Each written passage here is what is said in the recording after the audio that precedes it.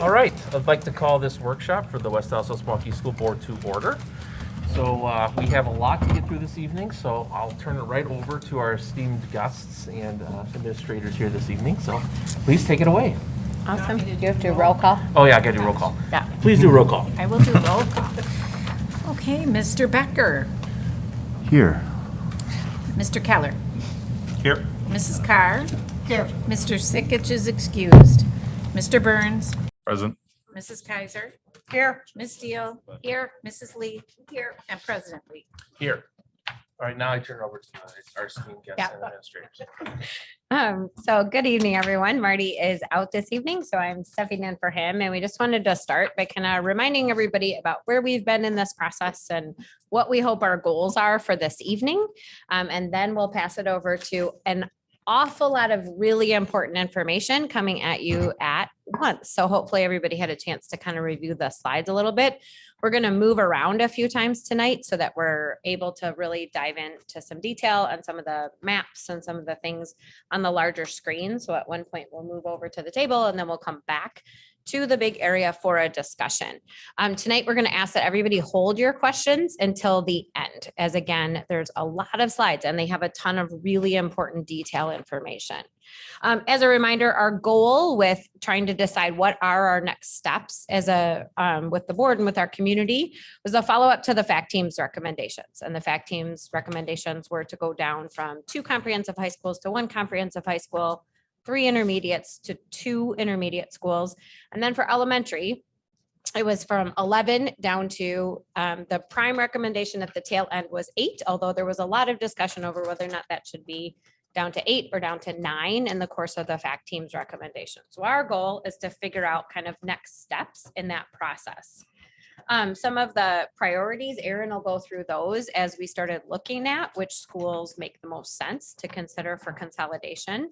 But some of those big goals were to make sure we're disrupting the least amount of families possible, that we're being fiscally responsible for some of the buildings, knowing how many CIP repairs they need, and being able to look at cost savings in the long run, which buildings require additional transportation, which ones don't, all of those kinds of factors.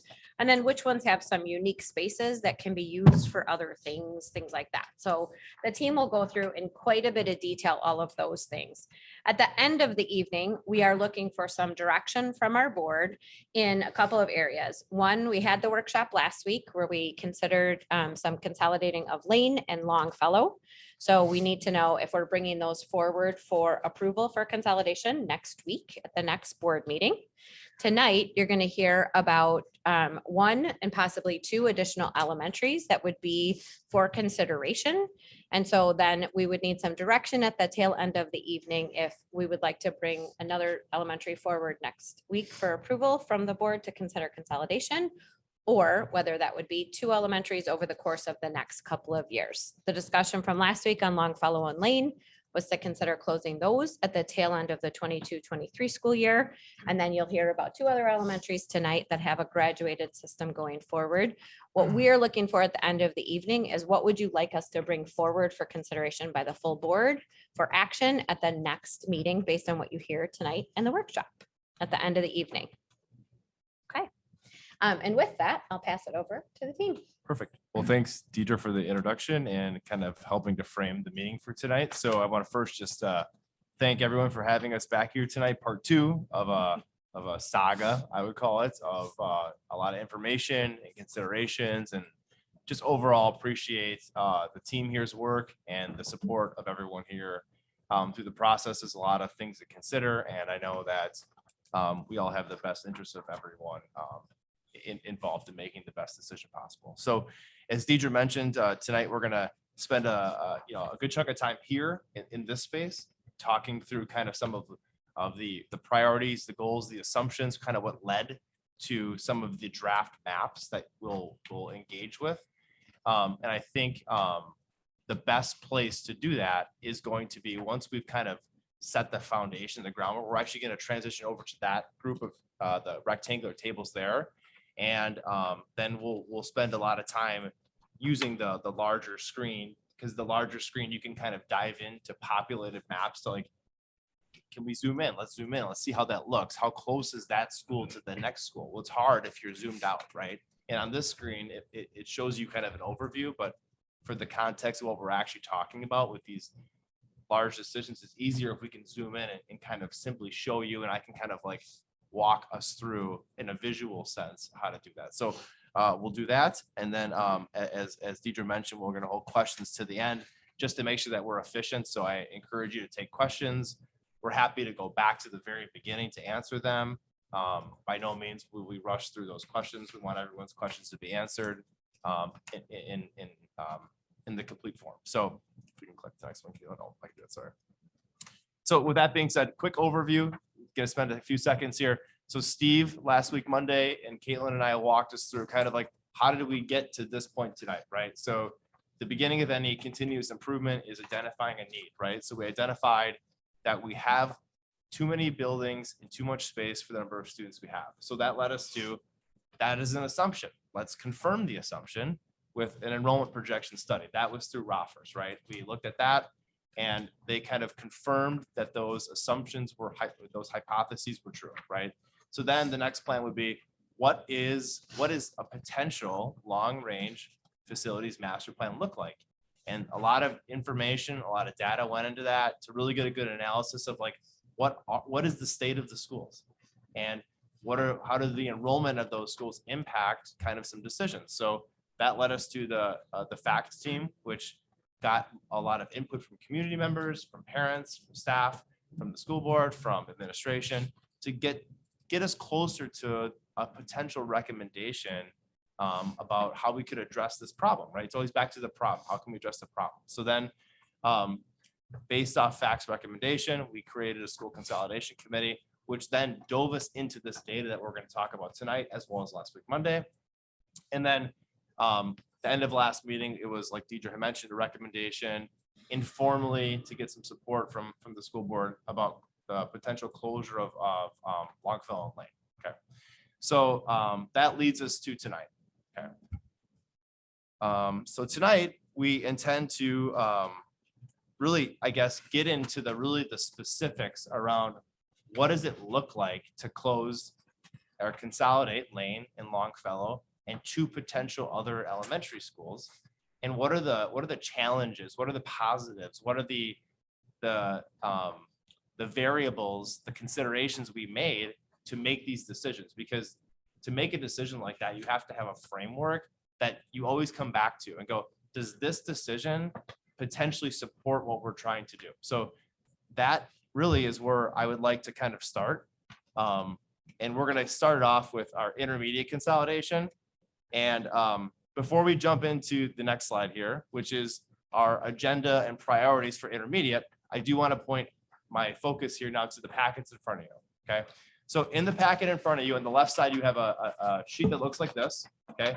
For everyone on Zoom, this information, just like on the screen, is embedded in the presentation. I just feel like as we go through these maps, it's helpful for you to be able to go back and go, oh, I have a question, right? And we're going to hold them to the end, as Deidre said, but your question, if you review the sheet, may be answered here. Why did this decision, why are you implying that? Well, it might be because of, number one, maintaining solidarity among elementary students. And I'll talk through what that means in a second. Or it might be geographic location. Hey, that school is actually closer to this school, right? And it's hard to see that. We'll get to that in a few minutes. But a lot of that information can be tied directly back to this document, okay? And then some of the assumptions we made, similar to the conversations we had last week, are that, the assumption that Lane might close, Longfellow might close as well, a potential merge to one high school, things like that. So these, I want to just really emphasize, all the things we're going to talk about tonight are predicated on these assumptions, right? If you remove an assumption, the information you're now seeing tonight might be void because the maps are drawn with some of these assumptions, right? So that's just the one thing. Okay. The next thing in the packet is a list of maps. I would encourage you to not get too far ahead on those because we're going to go through them. But these essentially create a summary of our current elementary neighborhood structures, our current intermediate structures. Then we took the intermediate current boundaries and kind of laid them on top of our elementary ones to kind of show you like which elementary schools feed into the next, trying to give a full picture analysis of like, when you make a decision from the backwards design lens, how does it affect the kid that's maybe at an elementary to the middle school and then to the high school, right? Because it's the holistic approach that we should make decisions that would affect students throughout their whole academic career, not just the one grade, right? So that's why that's in front of you. I feel like it's important for you to be able to see that in real time rather than having us to go back to slide 2 while we're on 34, right? So that's kind of why that's in front of you now. Thank you. Absolutely. Appreciate it. So to go back, just to kind of reiterate, the first thing we're going to talk about, goal 1, is to redesign. We're starting with intermediate, redesign the intermediate neighborhood boundaries to complement the consolidation of lane, right? That was the first goal. And so some of the priorities are consistent across all consolidations. So this priority, which on your sheet will be consistent when we get to Longfellow, and then when we get to the draft consideration of Madison and the draft consideration of Wilson. Same priorities. The goal will be different, obviously, because intermediate boundaries are different than elementary. But the priorities are maintaining solidarity among elementary and intermediate school students. And what that means, kind of more in layman's terms, no elementary school student should attend a different intermediate school than one of their peers at their same school. That seems very basic, but in our current neighborhood elementary structures that feed into intermediate schools, that is not the case. There are many elementary schools where half the school, and that's not true about all, but portions of the schools, there's conversations that happen among student services staff with families going, where the family goes, wait, I thought I was going to Franklin Wright. All of my son's friends are going to Franklin Wright. Well, actually, the boundary splits that neighborhood elementary in half. So based on, I think, in my department here in the enrollment, and we work closely with student service staff, those are a lot of the feedback we get. So I think that is a stressor for families, which leads them to look to complete intra-district transfers, to go to other schools. And given the policy we have in place that dates back, 4 or 5 years ago, it's something that those families are typically denied, because if we were to approve those, it'd be, hundreds of families looking to do that, right? It would essentially negate the neighborhood school policy plan, right? So that is one of the priorities I thought would be if we could do that, that would be fantastic, right? Okay. Number 2, limiting the number of families who would be uprooted from any given school at any given time. So what that means, literally the number of students, like literally the number of kids. When that decision happens, how many kids today are impacted, okay? Number 2, additionally, the number of students shifting multiple schools, right? If you close Lane, hypothetically, not every current elementary student who is planning to go to Lane can go to Lane anymore. Well, that's a family that's infected because they were planning to go somewhere. And how many is that? We should put a number to that, right? And so that was one of the priorities. Number 3, and these are not in any order. They didn't rank them, right? These are 4 of the priorities that we really consider strongly. Number 4 or 3, geographic location. I think families have the expectation under the neighborhood schools policy that they would attend the next closest school, right? The neighborhood school. And so some of the sub bullets there are, we looked at what do transportation costs impact by closing a school and then adding a group of students. Are they going to be transported now? And that is something to consider. And then B, that the family considerations and limiting the distance from home to school, which is kind of redundant here, but that was something we considered. And then number 4, the last priority among many, right? But the major ones were each school's optimal enrollment versus max capacity. And so I like to say oftentimes the best predictor of how many students a school can have is how many they've historically had. And what I mean by that is if you looked at some of like Ray Architects and the plans we had, very good information, very complete and analysis and kind of what the schools need. But, Central High School is a good example. The size of Central, if you just look at the size, you go, they could fit 3,000 kids there. But some of the other things that we might not know are they only have 1,600 lockers. They only have 1 foods lab. They're isolated in how many bio labs they have. So is it true that they could fit, let's say 2,500 kids? The answer is yes, but not without some major construction, because we wouldn't want to put 2,500 kids in that school only to go, oh, you can't take biology anymore. And it creates issues and it's inequities with students and it creates problems. So I wanted to look at how many students optimally can fit in these schools, and is it possible given some of these plans we're going to talk about tonight, okay? And then assumptions, because without assumptions that lead us down this road, we have to have things that are, these decisions are predicated on something. So number one, Lane would close or consolidate, Longfellow Elementary would consolidate, we would potentially merge to one high school at some point. Our enrollment casts forward to 25-26, which is 3 years out. And then, like I mentioned before, optimal enrollments established from historical enrollments. And then, as always, the backwards design, which is why we're starting with intermediate. Okay. So at this point, given that now we're going to start looking at intermediate maps, I'd like to, if you could, grab anything you might need to take notes, or the maps that I provided you. We're going to transition over there. I do have some mics there, just in case there needs to be a question that has to be answered in real time. But for the most part, I'd like you to hold them if you can. But there are mics there, that way everyone that listening can hear us. Okay. And you are welcome to write on any of the materials. Anything, yeah, they're yours to keep. So I would definitely take those with us.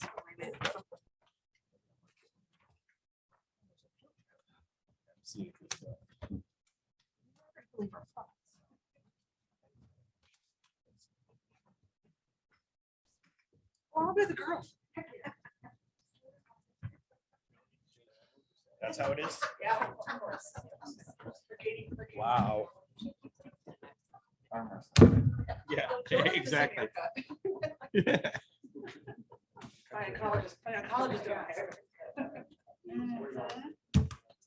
Yes, please. So we shouldn't swap them? Pick a name. Yeah. Couple weeks. Okay, Almost a so month. So the maps that we have here.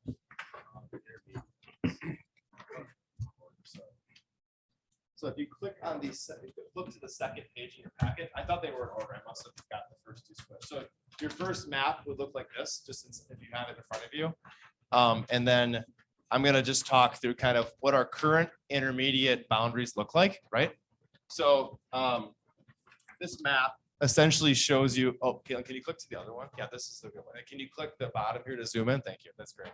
So we currently, as you all know, we have 3 intermediate schools. The enrollment numbers here that you see, these are the projected enrollments for 22-23. And then Caitlin, if you zoom out just a bit here, I don't think it's on the bottom here. On the bottom of your packet, though, it does show you the optimal enrollments, right? So you can kind of see Lane Intermediate is the projected enrollment here is 457 students with an optimal enrollment of about just under 600 students. So you can kind of see the number of students that the school can have versus what they are going to have. Similar to Franklin Wright, 16-17 enrollment of 925. Optimal enrollment is right in that range, and the planned enrollment there is 744 students. So well below the optimal capacity. Optimal is like very well functioning. The rooms have space in them if someone moves in. This is not like 30 in a class. You know, we do this optimal number at about, for intermediate, about 25 in a class, right? Just for some historical perspective on that. So when I first started teaching at West, we had West and Franklin Wright. We only had 2 intermediate schools, and West inched up close to 600, which was not amazing to try to teach with. And Franklin Wright got just over 1,000. And so those were not optimal numbers, but those buildings have had as many. When we had 550 students at West, it was super functional. Like it was, there were, we had each had classrooms and all of those pieces. So historically, we had just West and Franklin Wright for a long time. And then when the numbers inched over that optimal enrollment, that was when Lincoln became an intermediate school. Yep. And so that gives you a bit of context around kind of where things are at. So can you go to the next one, please?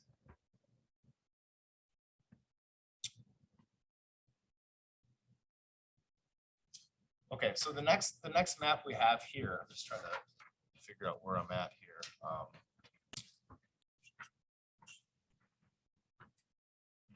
Okay, so this is the draft So what I did is I took the intermediate map and kind of put it on top of the elementary map. So you could see kind of if we were to redivide the boundaries with the assumption Lane would close, what would that do?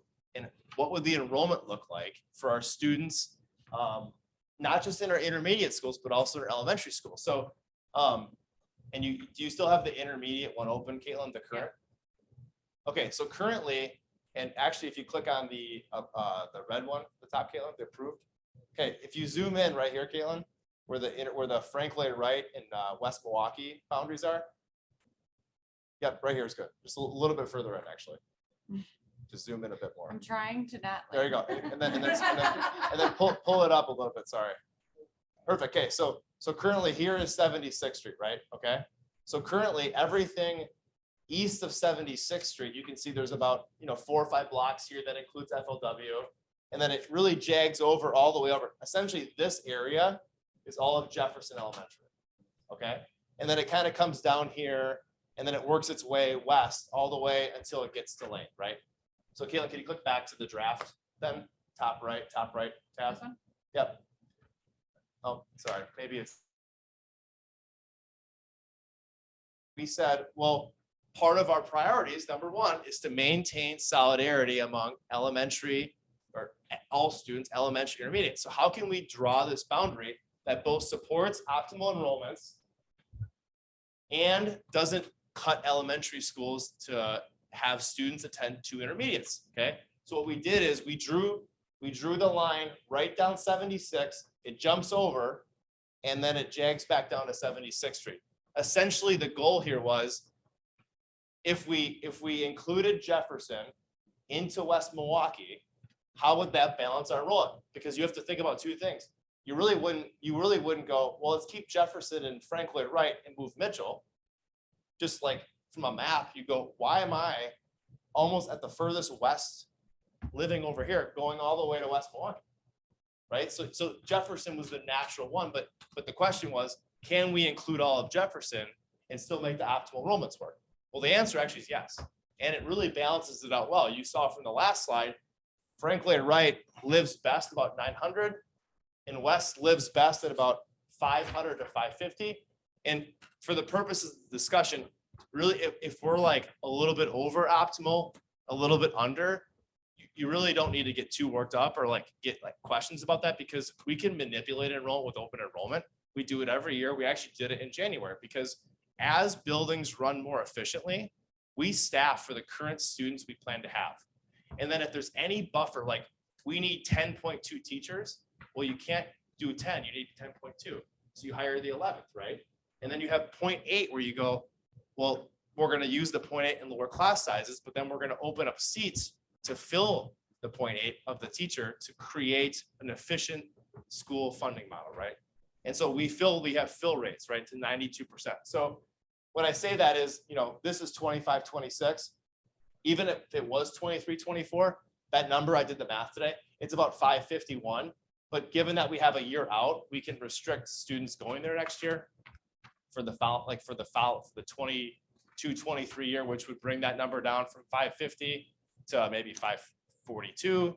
And then, when students, hypothetically, if Lane is closed, they have a number of open enrollment students, we go, hey, West Milwaukee's full. So now maybe the pathways that those students are now assigned because they can't go to Lane anymore, we can assign the majority of those students to have to go to Wright as opposed to go to West, right? So we have some room to be able to do that. Now that would happen, that information would likely come in a transition plan, right? But my point is just like, if you see these numbers, unless they're way, way off, I wouldn't have any area of concern with that. Okay. And just for new board members, we do approval of open enrollment seats every January. And it's on this very careful calculation that Aaron talked about, where it's the percent that's already filled. So if we have to hire the teacher anyway, fiscally irresponsible to run that classroom if it's an elementary classroom at 10 students. So we open up an additional 5 students for students under open enrollment just to fill what we already had. Yep. We historically had some issues with that not having some of those limits and some of those calculations to it. And it made a huge disparity between the number of students with us under open enrollment at one of our schools versus the other. And now we have some very careful processes that don't allow any of that to happen. We really believe in the open enrollment program. We're really proud that we have kids that want to come here from other school districts.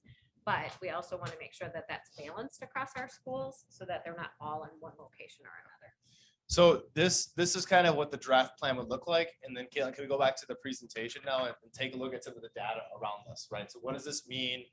Okay, so let's talk, the left side of this screen shows you currently what elementaries go to what middle schools. I think it's important to note what I was mentioning before prior to moving over here, is that currently West Milwaukee, all of Pershing, about half of Longfellow, and about 80% of Horace Mann goes to West Milwaukee. The percentages change year to year a bit based on where students live, right? So, you know, it's a bit, it changes, but that is generally over the course of neighborhood schools, kind of what we've seen, right? So imagine this conversation at Mann every year, right? A Mann has 400 kids. That means 80 of those students, based on this statistic, are going to go to Frank Lloyd Wright. And that typically is very challenging for some schools and some families. And you can imagine the same with Longfellow. So under Frank Lloyd Wright, same thing, 80% of Wilson, all of Franklin, all of Jefferson, pretty much all of Mitchell, and then 80% of Irving goes to Wright, and then the remainder of the schools go to Lane. So what would that mean? Essentially, what we did is obviously all of Pershing would stay with West, right? The other half of Longfellow would go to West. The 20% of Mann would go to West, right? And then what we would be doing would be taking Jefferson and moving them over. Okay. So when you look at this, right, you know, I think the approach most families have when they go to Mann, because almost all the kids go to Mann, my assumption is that most families expect to go to Mann, and then some find out they don't, right? Okay. Half of Longfellow going, that would be, I think some families maybe know that, some don't, but the big change here is that Jefferson would go to West, right? Okay. And then the same thing here is true too. So really you're just moving the rest over here. And then the goal around this draft intermediate plan is to remove this stuff, is to remove this. If we can avoid these things, I think that is in the best interest of families, for schools. And that's what some of this attempts to mitigate. Okay, so optimal enrollments. I kind of have a sheet here I wanted to pull up for this. So, okay, so I mentioned before, the best predictor of what a school can have, in my opinion, is what they have had, right? Okay, so 22-23, West Milwaukee has about 316 students, 16-17, 375, and you're like, whoa, how did 500, okay? 23-24, West Milwaukee had 534. Okay, so how did I get this number, right? It's different than what Bray Architects suggested. So what I did do back in, even prior to the consolidation efforts with facts, right, the data, is Mr. Borland and I went to each school and we said, what are the current classrooms you use? I don't mean the cafeteria room that's overflow. I mean the actual rooms you use as classrooms. How many classrooms does each room have? So West Milwaukee has about 20 classrooms. We staff the classrooms to about 27, right? 92% of 30 is 27. That means the class can have 30, but we are only going to staff it to 92% in case, you know, 5 families move in, we got to have space, right? So an optimal number for me for intermediate is about 25, right? 25 gives you, you know, it's reasonably full. You have some space to grow, right? You have a high enrollment come in and you still have a lot of room, right? 20 classrooms times 25 is about 500. Okay, that's kind of how I got that. If you do it to 27, that's about 540. So this would work under our staffing plan. And then with the approach of, can we mitigate that number down to like 525? It's certainly doable. It's certainly possible to do. Same thing with Frank Lloyd Wright. Frank Lloyd Wright has 36 classrooms times 25 is just on the head 900. They certainly can have more. Certainly can have more. The more classes you have, right, the multiplier is bigger. So 27 times 36, you know, you're getting about 980 now, right? So you could certainly have the school get bigger.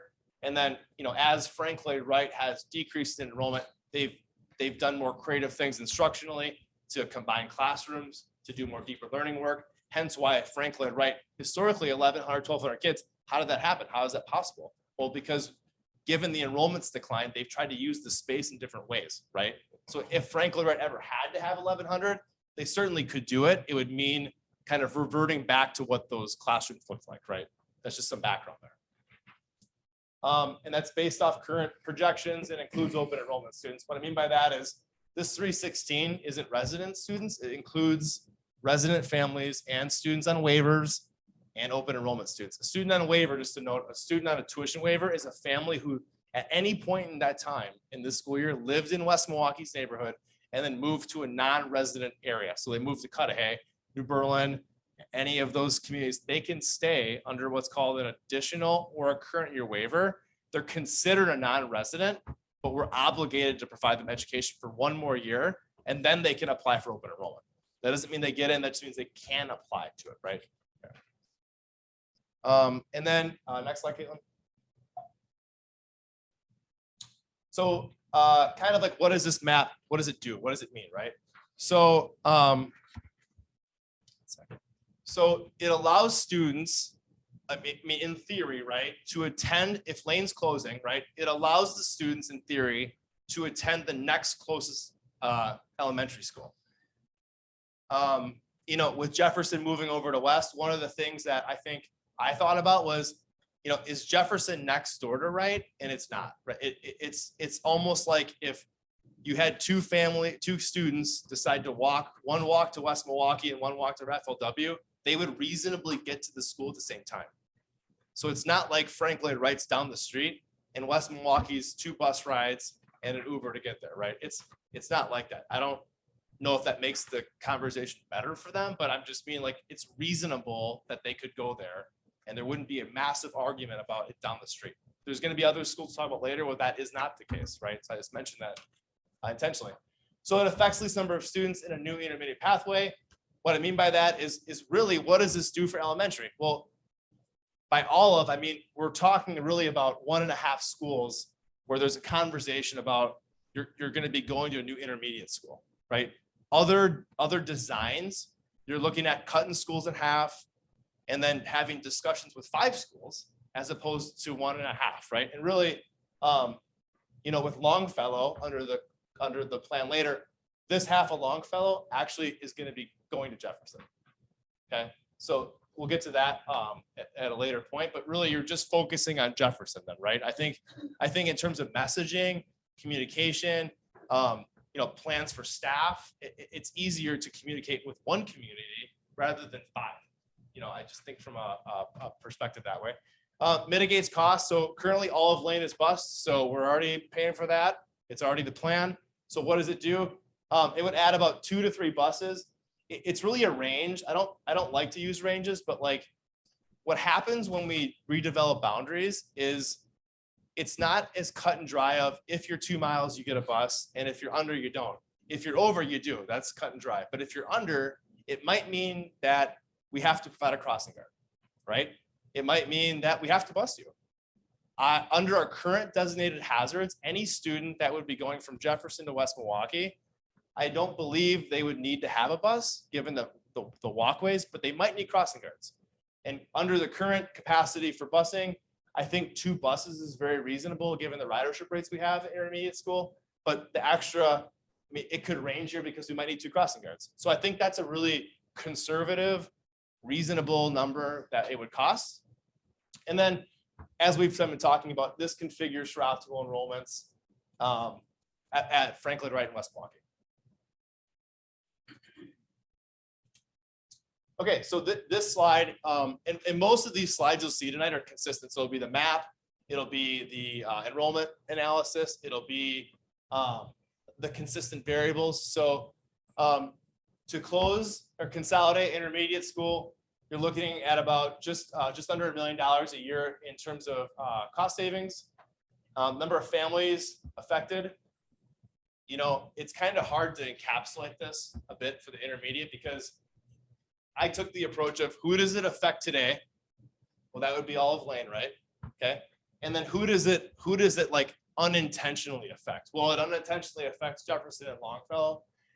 It also does affect, not to minimize, like families at Hoover, families at Walker. They were intending to go to Lane, right? But for the purposes of this, I thought that these were families that like you probably didn't expect, right?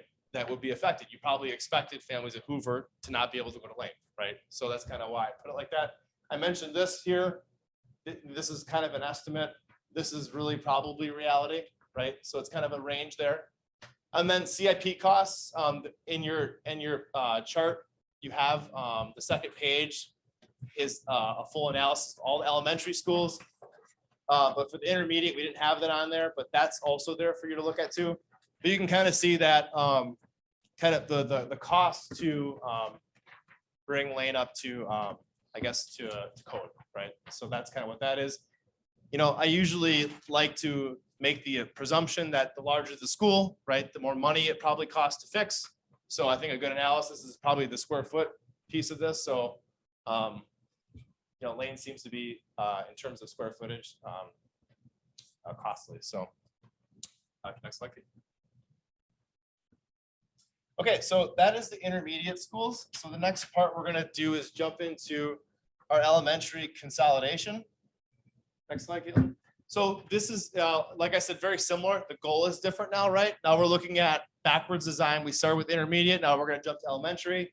So the goal here is to redesign elementary boundaries to support the consolidation of 3 schools. So that's kind of like the goal. Like, how would it look, right? How could we design the schools, the neighborhood, sorry, to support that, right? The priorities are the exact same, right? So when we say maintain solidarity, keep thinking about 76th Street, right? That's the intermediate divider. So if we're gonna really do that, if that is potentially, right, one of the priorities that the board decides is we want to try to do that, we really don't want an elementary student to any elementary boundary to surpass 76. The moment it surpasses 76, right? If the school elementary boundary exists on the east and the west side of 76, you would essentially be having students attend either Wright or West Milwaukee. That's just kind of what that means now in context of elementary, okay? And then the same things are true, limiting the number of families you'd be uprooted. I think in terms of elementary, this is the bigger conversation, right? Not trying to have domino effects. You close my school, it affects this school and that school. I mean, that's some of the things that happen, right?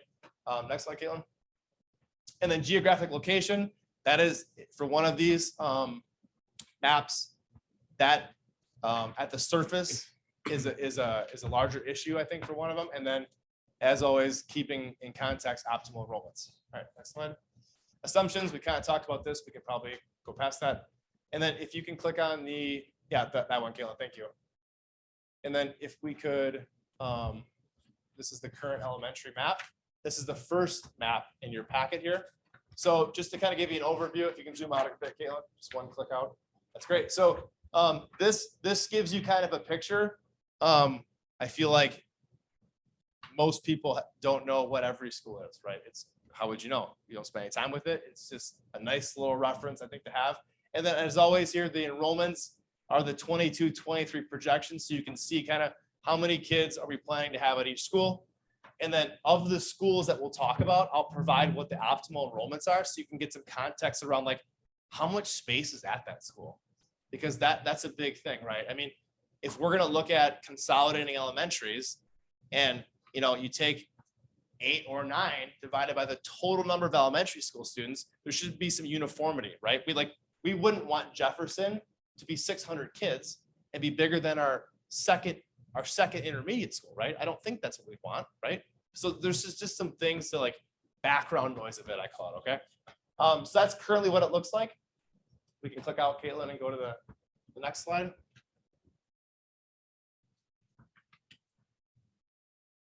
Okay, so this is the roadmap. So now we've talked about we've gone through Lane and the intermediate consolidation, gone through the elementary map. Now we're gonna jump into Longfellow, okay? That's the first one. That's what we talked about last week, so it makes sense to start there. Okay, so Longfellow, if you looked at your first map, you saw a number of 190 students. Is that what it said? 194. Okay, so now you look at this and go, well, how come this says 80 and 74? Well, that's 154 because that's the number of resident families for this year, right, who live in the Longfellow boundaries and attend Longfellow. And the only reason I kind of separate that out is because, that's something to consider if we were going to divide this and like Pershing got too full. We have room. This is kind of what I mean to mitigate that out, right? And we can conduct a lottery. It happens all the time. Like we don't have, when we do open enrollment, we don't send a third of the students to Frank Lloyd Wright. Frank Lloyd Wright's the biggest school. So we go, maybe 40, I think it's 45% of the kids go there, and we split the rest out because it would be unreasonable to overload our smallest intermediate with the most non-resident families, right? It creates a disproportionality across the district. So anyway, so the plan here would be this is actually interesting. This is the divider of Longfellow, where this part goes to right and currently, and this part goes to west. So when I was looking at that, I'm like, does that work with enrollments? Does that work optimally? And it does. So this is 80 students, right? Given there'll be some here as well, right? But moving these 80 into Jefferson, it creates about 495. We'll talk about enrollment in a second.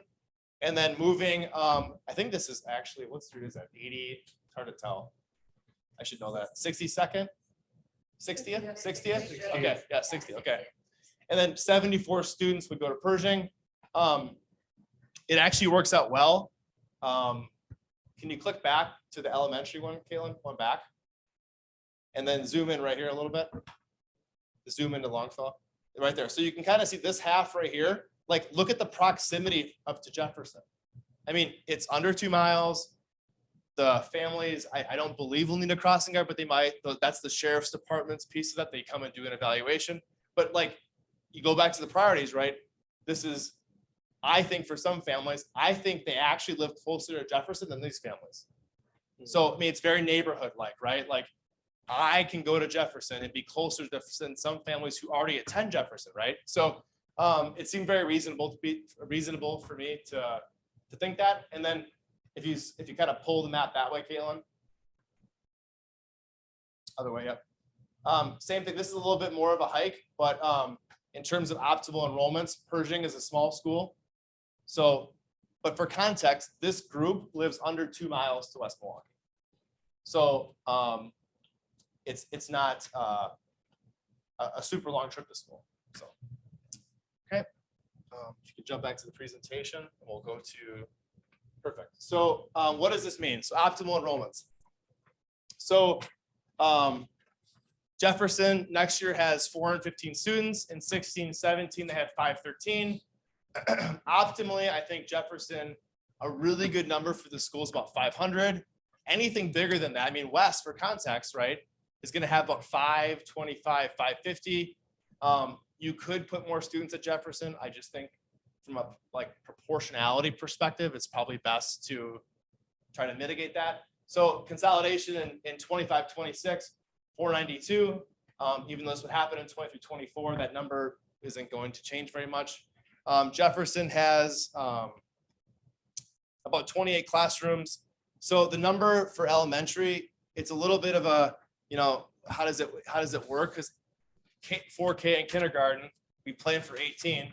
5th grade, we plan for like 23, 24. So what do you use? I was kind of thinking 18 to 20, 22. We planned building average 22. But if you had every class at 22, the 4K couldn't really run, right? So it's kind of difficult to get the number. But I just did 28 at 18 was 504. 28 at 20, is about 550. So Jefferson at that area, it's pretty good. It gives them a lot of if they had a lot of families moving, they could certainly increase. It wouldn't create the strain of let's hope we don't get 10 new families that move in, right? Jefferson's a big neighborhood. That's possible. So similar to Pershing, 173 kids. So, I mean, significantly down, I would say, in terms of this. That would be an increase of almost 30%, right? So that's a lot of students. Optimal 250, 275. They have, read my writing here, sorry. 14 classrooms at 18 is 252.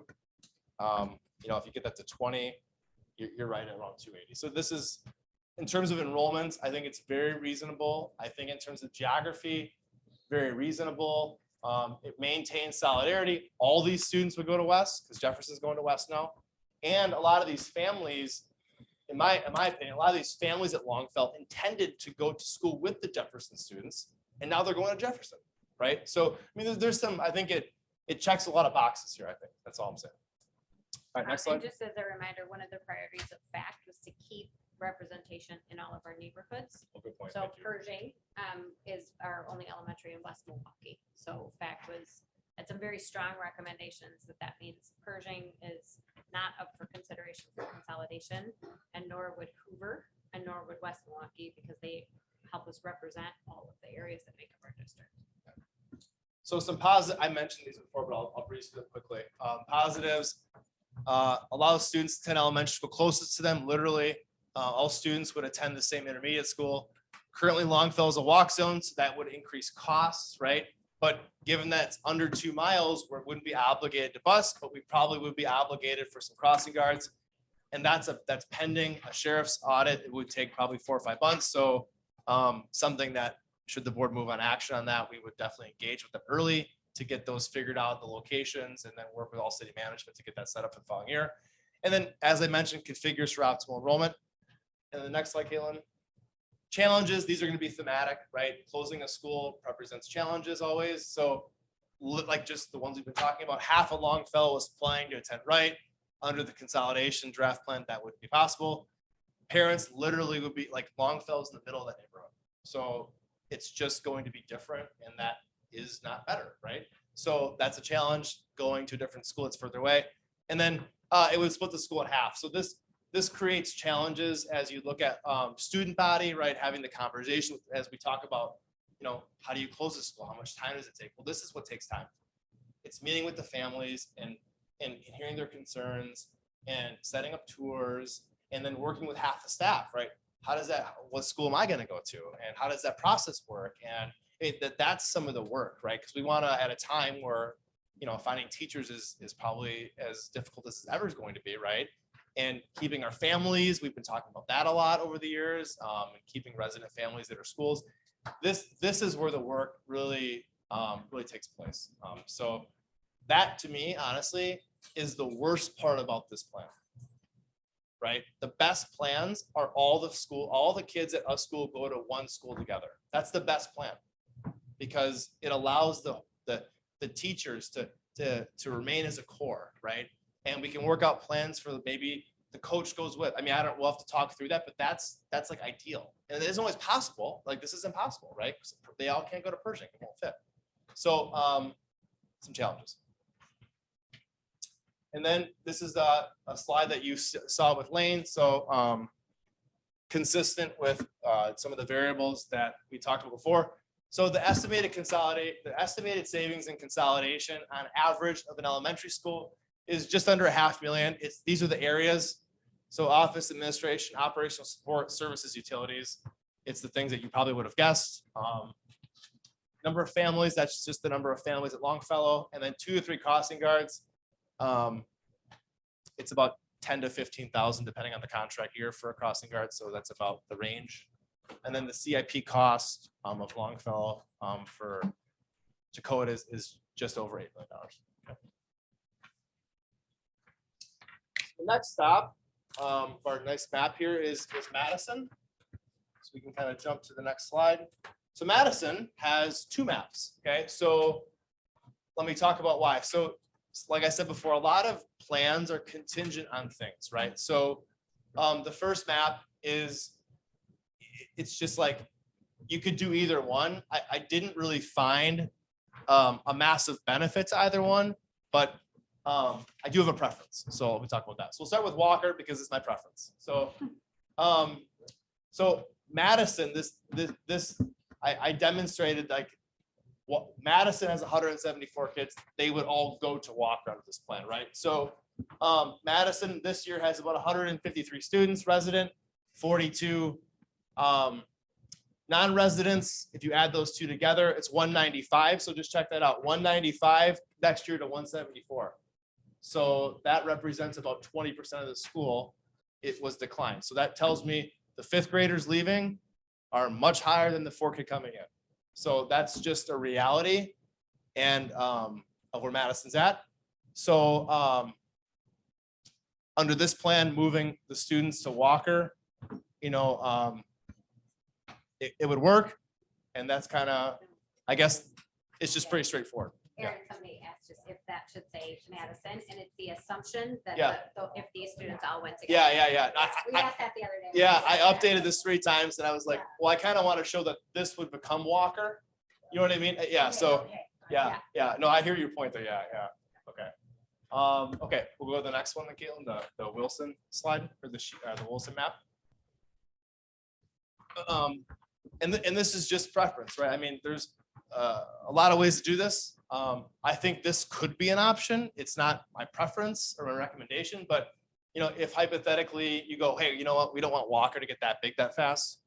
This is very reasonable. Like in terms of proximity, this group actually lives just as close to Wilson as they do to Walker over here. So you might have some families that go, I'd rather go to Wilson. I mean, there's some considerations there. I don't think there's a better or worse plan. Wilson is actually south of Greenfield, right? And Walker's north of Greenfield, but everyone that's west or east of the interstate has to get bused. So everyone here to Wilson gets bused because they're north of Greenfield. So like there's a lot of consistent variables that aren't changing. That's why I was led to think, well, this could be doable. I mean, there's not like, oh, the first plan costs 100,000, this plan costs 3. It's not like that. You know what I mean? So this would be doable. And then it would get Walker around that 300. I think the 350 probably is a good number for the schools. So they'd be short of that, but this would be viable as well. So go. Next slide then. So yeah. Okay, so the enrollment study. So I kind of broke these out to like, if you did option 1, you can see 100% of Madison would go here. 75% would go to Walker. So you can kind of see the different enrollment pieces. But I mean, Walker is a great example of our declining enrollment, right? 208 kids next year, 330 in 16-17. Optimal enrollment was 350. And then if they took on 75%, they'd be just under that. 100%, they'd be just over that. So when last meeting, when Dr. Lexman talked about phasing that out allows this number, to become less. So, that would be possible. But for some background, Walker has 20 classrooms. So 20 times 18 is 360. So 350, 360 would be like 18 across every room. Walker at 20 students is 400. So I have no concern this is a problem. And then if that was the approach, we could mitigate that to get that down to 375, probably the best number, which would be about a building average 19.5, which is well under what we do. 22 is the building average. But the problem is you don't know the grades the kids are in. So if you have, tons of kids in 4K heavy school, it's never happened. If it were to happen, right, it would be tough to run Walker at 425. It'd be very tough, right? Similar to Wilson here. So Wilson's a school where we haven't really seen a huge decline in enrollment, right? So 364, 399, optimally 400. In 25-26, if Wilson took on a portion of Madison, they'd be at 347. So, I mean, you can see that those numbers are pretty close. And then if they took none, they'd be at 301. So even if Wilson just stayed open and got no kids, they'd still have 300 kids given our current enrollment projections out that far. So they'd be larger than most of our elementary schools. So it's interesting. Okay, we can go on to the next one. Actually, we'll go back here quick 1 second. So just for some context, I don't think I had this on here. So Madison has 11 classrooms. So Madison, using the same numbers, right? Madison at 18 kids in a room. So that's kind of what we've been using, 18 to 20, could have 198 students at 18. Madison at 20 students would have 220. Madison at 24, max capacity. Like if a family moved in, we'd be having to figure out where to go, is 264. So when you look at this, right, that creates a challenge for Madison, just the size of the space they have. I just mentioned that because we're talking about Madison right now. So next slide, Caitlin.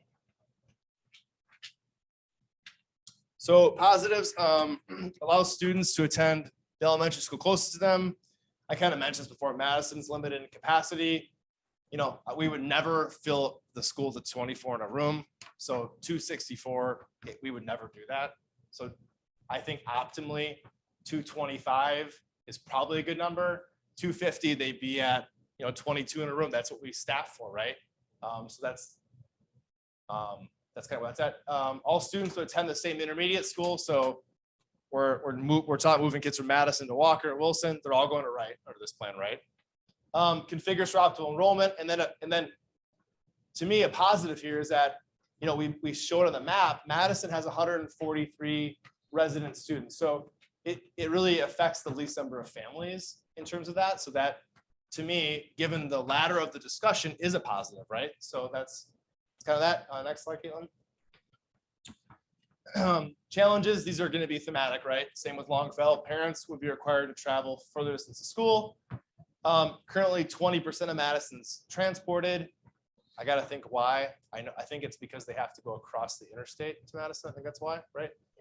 And actually most of Madison lives north of Greenfield, west of the interstate. So that's why the number is actually so low, because there's not a lot of families there. And then regardless, all students are going to be transported no matter what school you pick. It's the hazard area dictates that. Next slide, Keelan. And then estimated, this is going to be, it's an average, so that'll be the same number each time. Families affected, we talked about that. 2 to 3 buses, kind of the general rule is it's about 50 students per bus. Each bus is about 50 grand a year. So, it's likely 2 is probably likely because not all the families usually ride the bus. I think we have a ridership rate at elementary about the 60s. So, 60% of that, you couldn't really do it with 1, probably 2, probably got some room on the bus. So 100 is probably reasonable, but if they all took the bus, you need 3, right? So it's a range. And then the CIP cost of Madison, about $6.5 million. Okay, our last school is Wilson. So that's the last stop here on our roadmap. Well, not the last stop, but the last stop for schools. And then, okay, Wilson. So Wilson has, I think I gotta pull my map up quick. I need to have this in front of me, sorry. I get confused. I got it. That's okay. So Wilson for the 22-23 year has 364 students. So these numbers get a little confusing, but that's the basis, I guess. Easiest to understand, I think, quickly is 364. So this is where like the priorities on our sheet really go, like you're going to see all of them here, right? Closest to school, crossing boundaries, like how many students optimal, right? Okay. So this Wilson draft is if you didn't close Madison, because obviously you're seeing here, some kids are going to go to Madison, right? Okay. So the plan that I put together was how many kids can go to Madison? Well, it's about 80-ish kids can go, given their enrollment of about 225, right? They can take about let's say 230, and they have 174, 80 plus 274. I mean, they're maxed out. So I tried to go, what's like the max capacity to make this as pretty as it can be? I don't mean visually, I mean like logistically for families, right? So this is like really pushing it to go to Madison, okay? But let's just entertain it, okay? So then this is where the majority of families in Wilson's area live. They live south of Greenfield. I mean, really this whole group here, but this is the chunk. And what we did to get that number, this is real, right? We pulled every family in Wilson's neighborhood. We removed non-residents and we went by addresses, okay? And it's 191. And then we said, well, where could the families go? Where could they, I mean, we have to move them somewhere, right? So Franklin is like, I use the phrase throwing a baseball. It's not really, but I mean, in terms of the map, it looks like it. I mean, this is the closest next school to them, right? So Franklin, that 223, shifting 191 students. Also, remember that like Irving had like 92% or whatever it was. For I don't know why.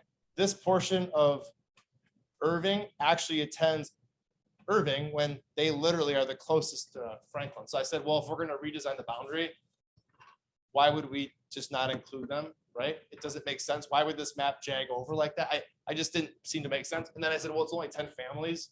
So maybe they'd find that more reasonable. I don't know, right? I just thought if we're going to design this long-term, the 10 families aren't going to be 10 families forever. So that's how that works. So Jared, can I pause you just for one Yeah. second? The reason that Wilson is even on the docket for consideration is go back to this one, right? So the reason Oh, good that there was a discussion about Wilson Thank you, to yeah. begin with is if you look at the cost per square foot for the CIP needs, Wilson and Longfellow aren't that far apart, right? And comparatively to some other schools, the CIP needs per square foot are Okay, like, significantly pull up less. the current So one of our goals, in elementary map. fact, was to consolidate to be Looking right at sized, but enrollments. also find inefficiencies and try to You might figure out have it how to open already. mitigate some of these capital improvement Yeah, projects. so let me So- speak to that too. Yeah. Deidre. Yeah, so I should have said this before, I apologize. So the facts team identified essentially 5 schools. It was Longfellow, Jefferson, Franklin, Wilson, and Madison. Okay. But as I spoke to at the beginning of our meeting, it's like some decisions predicate others, right? So when we go, this part of Longfellow is going to Pershing, that's great. Well, when this part goes to Jefferson, it essentially removes Jefferson off the table.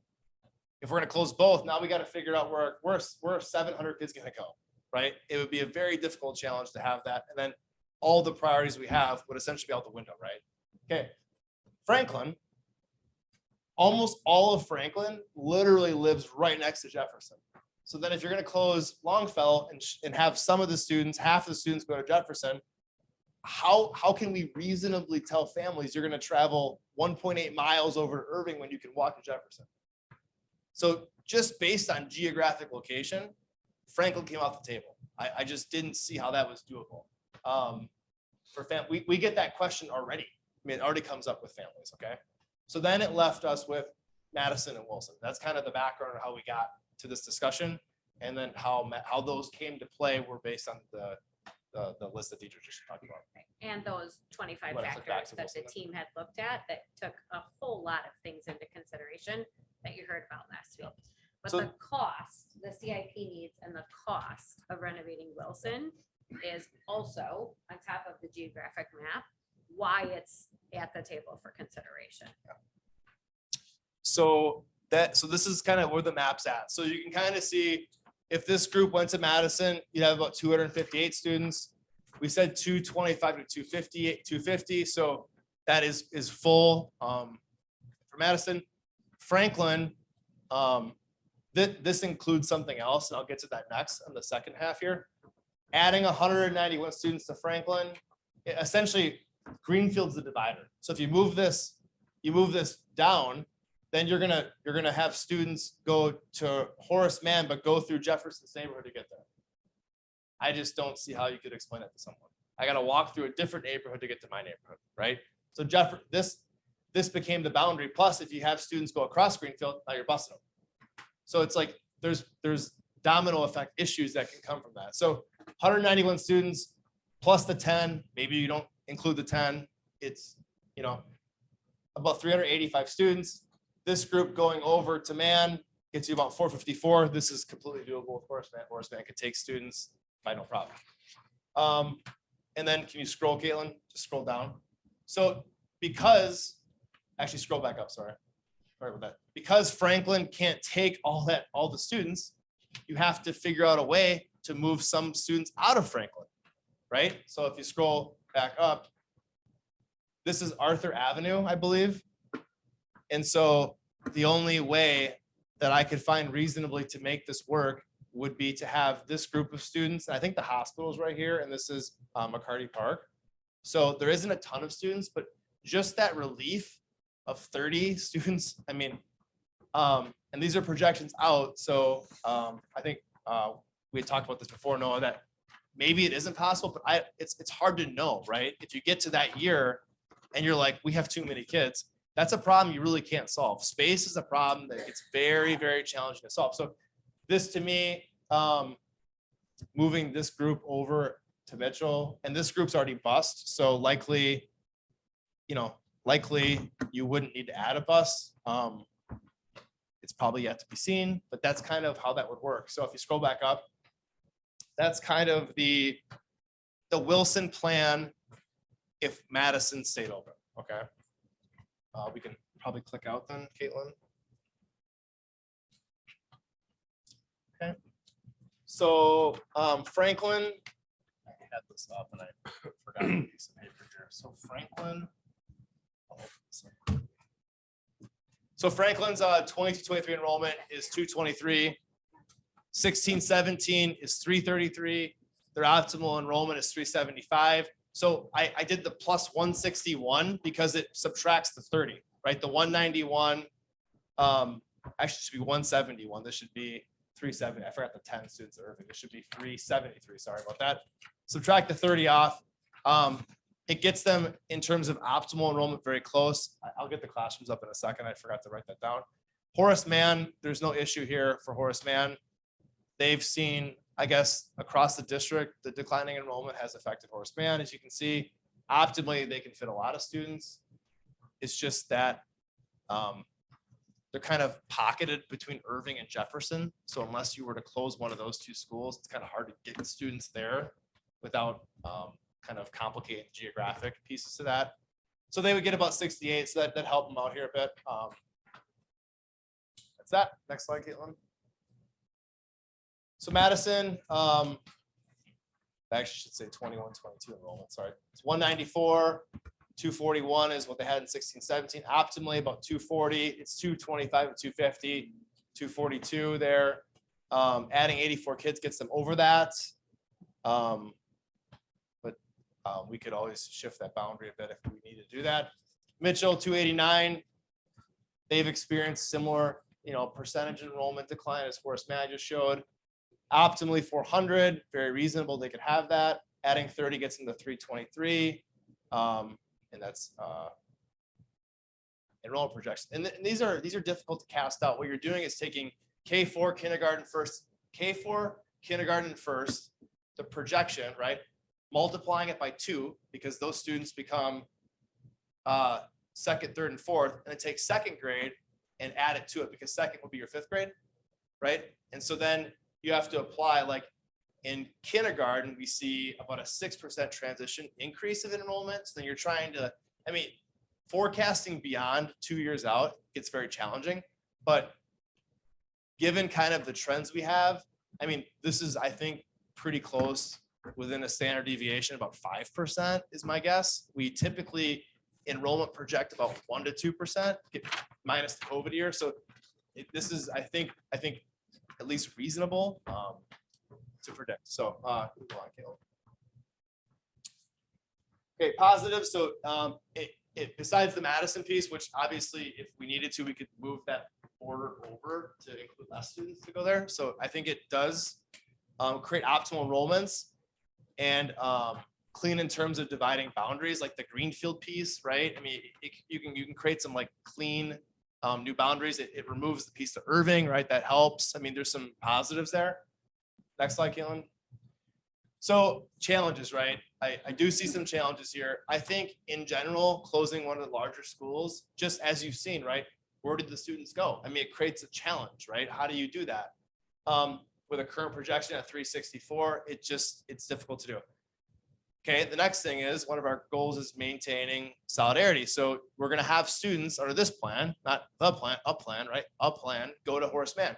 Well, that group of kids that go to Mann is going to go to Wright. All of Mann is going to go to West, but that group, because they're going to go across 76th Street, would have to go to Franklin Wright. Okay. Currently, about half of Wilson requires busing. Under this plan, we'd be adding about 2 or 3 buses. It just kind of is what it is.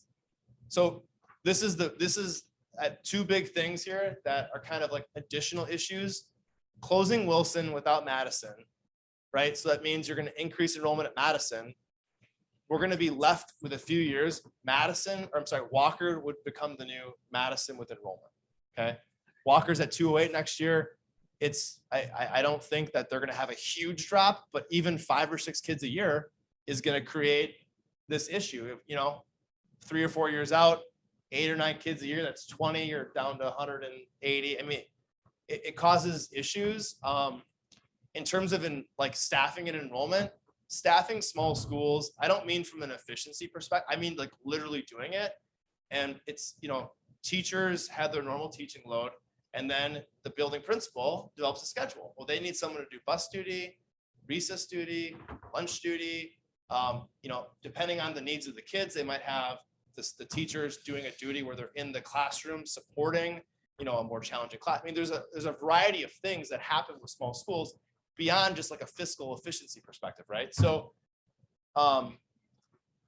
in terms of running small schools, they are fiscally inefficient because, you have a coach at every school. Well, the coaches, we have like a 250, 300. So theoretically, every enrollment under 250 has a coach servicing less kids than we planned for, right? So, and not that those things should just make decisions, but it's just information. That's all, so that's something to consider.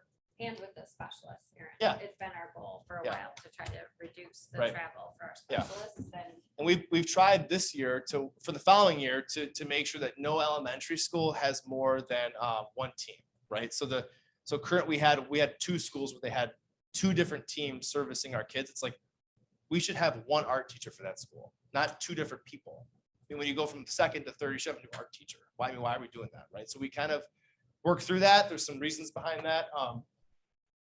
So that creates an issue for Walker. Okay. And then the last part, which to me is kind of going back to the Madison, all the Walker, Madison have to Walker, have to Wilson, the transitional problems I mentioned with Wilson. I mean, this is the challenges here with Wilson for transitional is like Longfellow on steroids. You're going to have the students go to 3 different schools. So the meetings of those schools are going to be about how do you craft the, are you in the Wilson room? Are you in the Franklin room? It's like, that's what's going to be like, which families, different meetings for where you're going. And then you have, 3 different schools. So then it's the meeting with the staff going, well, who's going to which school? And then, if there's planning that goes on, a lot of planning that happened with Lincoln was like, we would work with the staff and go, oh, you're going here. We're going to have the PD all that year with this, things like that. You can craft out plans to help people feel more embedded in that new culture. I mean, there's just plans that you can do. So that to me about anything, right?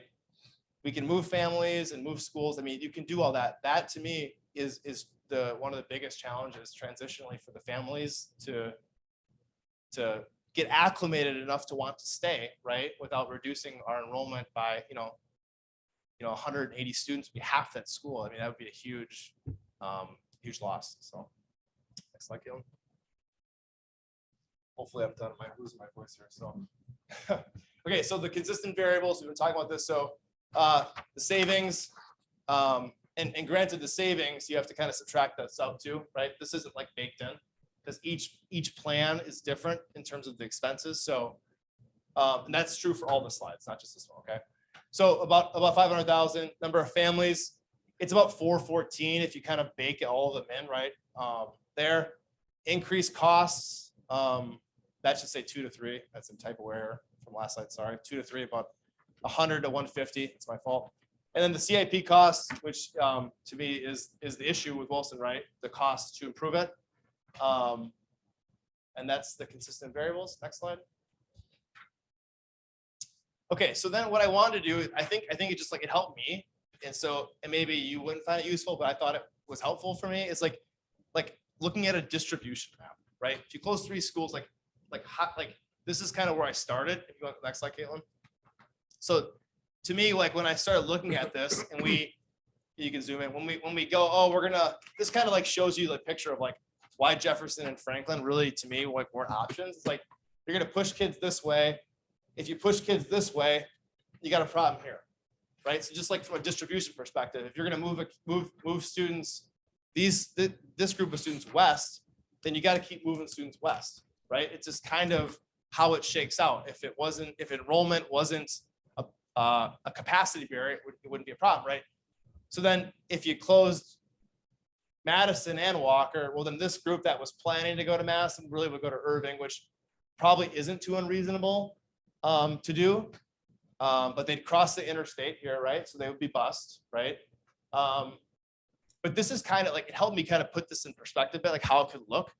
And so that's kind of how it would shake out to be, to do it all. But,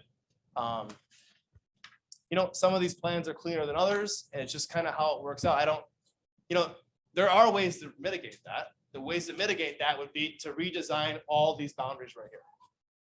That you could actually do it. And the problem with that would be is, you know, you would have Irving, Franklin, Mitchell.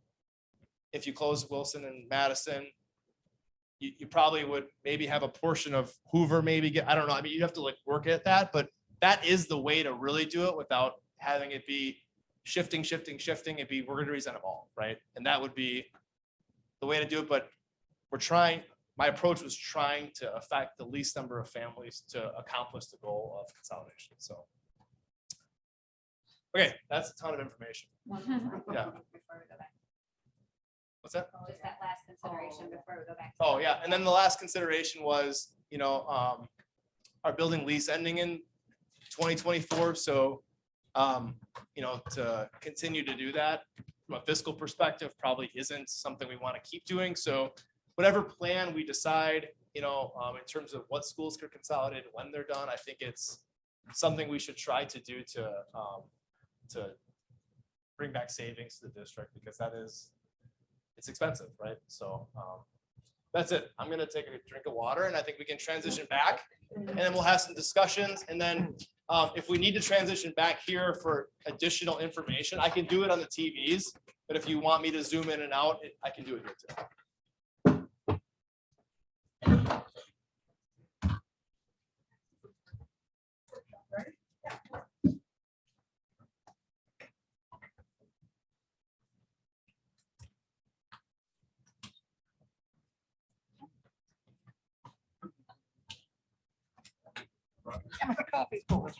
That's why I Give me went that back and got it. back. Plus I Yeah. grabbed two handouts.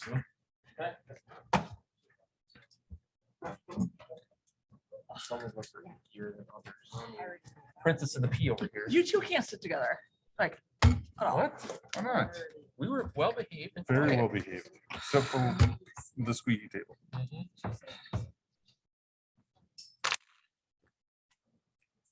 Okay, so now would be, now that Aaron's had his half a bottle of water now. Yeah.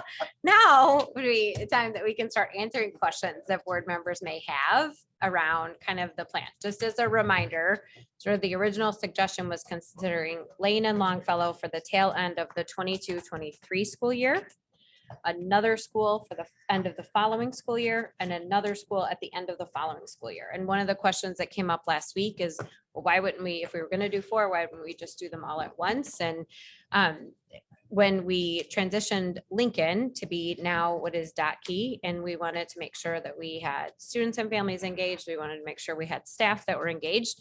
The volume of work that it takes to do that really well is a lot. And I did a ton of the staff transition at that time, and was at Lincoln quite a few times for staff meetings and met with individual teacher teams and tried to figure out what was the right configuration based on licensure and kind of preference and who was a good fit to what was going on instructionally at which school. And so it ended up working out very well. We really didn't lose any teachers that year when we transitioned from Lincoln forward, but it takes a large volume. Steve and I, at the time, it was a different Steve in facilities, but where the library is going to go and who needs which books from which classroom and what do you do with all the equipment, like all of that, the volume of work that goes into some of those things makes it super hard if we want to do it well to take all of that on in the short term. And so that's something just for you guys to keep in mind as we try to look at what's a reasonable capacity for the work that we're able to do and do well. That was kind of some of where the graduated plan came from in one of the suggestions. All right, questions? Kristen? just a couple questions. A couple of them I just want to make sure are more like clarifications for people watching. When you're talking a square feet per building, are we talking about all square feet or usable classroom? Because you could say there's 200,000 square feet, something, but like, yeah, but how many bathrooms and hallways is that, We're talking about gross square feet Okay, because that's what is included with the CIP costs. so we're talking gross square footage. Could you, I know it's off the top of your head, probably like a general ballpark, like what was the bus increase? Because it looks like between with, closing Longfellow and Lane, we're possibly adding, and if Wilson were on the table or whatever that looks like, I saw roughly about 6 to 7 buses being added in the district. I'm just pulling it up 1 second, okay? Sure. So, I should have been writing them down. as no, you it's okay. talked. So for Lane, and these are ranges because, Right. it's hard to know until we get a sheriff's report done. But for Lane, I have down here 125,000 to 175,000 Okay, for Lane. And then for Longfellow, I don't believe there'd be any buses added for Longfellow. I have 2 to 3 crossing guards at about 25 to 30,000. okay, Yeah, to give you a decent range there for that. okay. Yep. And I think the last question I had was, like, right now, was the district office, how many people do we have in the offices at this time? How much? And have we looked at roles that could be work from home? Now that We do are all have- experts yep. in that. Quite a few people in our district office who have the option to work from home now. So we do have some people doing some of those things. Several years ago, when we consolidated down to just the 5th and the 6th floors, Sodexo moved their offices into the basement at Madison, and our technology team moved back to the 9333 building. So I don't know, do you know how many people we have working in the building right now? I'd have to dig into the data on that, but I know that currently our, I guess the space we run is about 25,000 square feet. That includes the boardroom. Right. So, And if I can add too, yeah, absolutely. keep in mind, we can be creative. So Sure. our board room going forward could just be the rec center. Like we could talk about moving into a school that's consolidating where there's space now and not have to plan for a boardroom. So we can think, creatively in terms Yeah. of the space that we need. And I would say that right now we have a chunk of the square footage on 5 that we don't use. It's the cubicle space at the back that we use for storage. Nobody's office is back there. And we have a couple of offices empty on 6 as well, because 6 right now is just our leadership and learning team, and then 5 are business office, HR, and the superintendent's office I- are all on 5. And I think And the just, enrollment center, which is an important Yeah. piece to make sure that we have space for wherever we go that's accessible to families. I think that's the big one because, our enrollment office is kind of like the first thing and it's secured. And that way, if we ever had it in a school, we wouldn't want families to have to walk through a school to get to the, you know what I mean? We want it in the front. So kind of the design's important, but I think at last meeting, I think I know I mentioned too, we could also take an approach of different departments or different schools too. So Yeah, some districts actually have the board at a different school each Every month. month. yeah, Yep, they exactly. rotate. So I think that the options there to a degree are unlimited. We Yeah. could do whatever would best fit whatever decision gets made, I think. There's one student program that is run here at our administration building. That's our tech program. And so that can't go into a school that's otherwise functioning with other students. And so that's was a consideration when we rented the space here where we were going to move that program to. So that'll be another just consideration when we move. But all things that there are reasonable solutions in as we create a little bit more space and as we just think creatively about how to do that. I think I'm less concerned about the admin facility space just because of the flexibility that the majority of it would provide us. And even if we had to find something for an interim year or two, while a final location, if that was what we decided to do, was either renovated or, procured, whatever it would have to be, we would be able to shake with that. As you can see, the space that we have in our buildings now, and even some of the buildings that we're consolidating, obviously we could utilize that space in the interim. We're not going to immediately be something else. Yeah, the most expensive thing to move at the time that we reduced the number of floors we were on here was our tech program or our technology department, because it comes with so much equipment. And there still is a large server room here that would have to get moved in the course of that we didn't move at that time. So that's like the most expensive piece of reducing our square footage here and saving that money on rent is actually moving the server room. Would that be able to get moved by the other server equipment, or would that have to go where our district offices are? Because I'd hate to do something in the Yeah. interim while we're figuring out a final spot and have to move it twice. We would have to find that out. I don't know exactly. There was a reason and a really good one at the time that we didn't move it with everything else, but honestly, I can't remember what it was.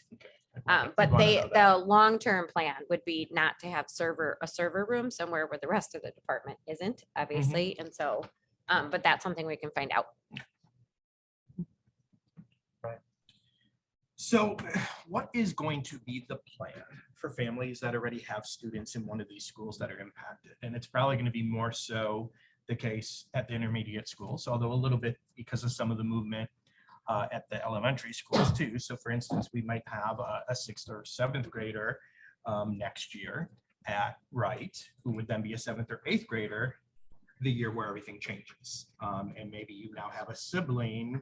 Well, I guess first of all, would they be able to stay at that school? And then what happens to their sibling if they're supposed to go to a new school based on that new boundary? What is the plan to address that? So, I mean, I can talk through what we've done historically with that. So typically we've never, right, even current practice, if a family lives in Wright's neighborhood and moves to Lane, we don't uproot them in that year, right? And then per board policy, if they're going into eighth grade, they can choose to stay if they're willing to transport their child to Wright, right? So going back to one of the neighborhood schools policies implemented, we allowed families to choose to finish out if they were willing to provide transportation. And then we set a year as a cut date for siblings to be entering into that school. And then that was it. We established what we thought was reasonable. And then that was it. And I think this discussion is a fraction of that because we're not talking about high school. Yeah. Right. So I think, not speaking on behalf of the administrator, but I think that approach would be consistent with what we've done. And I think that is reasonable, given that. Okay, thank you. And that's the other advantage to even the optimum numbers at Franklin Wright. The proposed transition is still less than that because it does give us a little time if there are some of those situations that we have to work through where somebody's finishing out or something like that as we decide what that looks like. Once we get direction from the board that that's kind of our next steps, then that's when we come back with this is what that would look like because it would take an amendment to some of how we have those neighborhoods set up right now. Other questions? You Yeah, mentioned something okay. about, sorry, go ahead. Well, what? I'm sorry. I was gonna say, you mentioned something about Franklin and why it was off the table. I missed the explanation there. Can you remind me, please? Yeah, absolutely. Can we just pull up the elementary? Maybe the distribution map is probably good. Yeah, so Franklin, it's, and just zoom in a bit. No, thank you. So Franklin, the essence, most of Franklin lives within, like the biggest chunk of Franklin is, I'll move this thing over here, is essentially right where the 3 is on Franklin there. Everything east of that is the largest chunk of Franklin. A good way to describe that is everything south of Arthur there, that 30, that represents like, maybe a quarter of the district in size, but it only represents 30 students, right? Because of the park and the hospital. So everything, I think it's east of, I can't remember, I think it's 84th Street, is where the majority of students at Franklin live. Well, that group lives literally walking distance to Jefferson.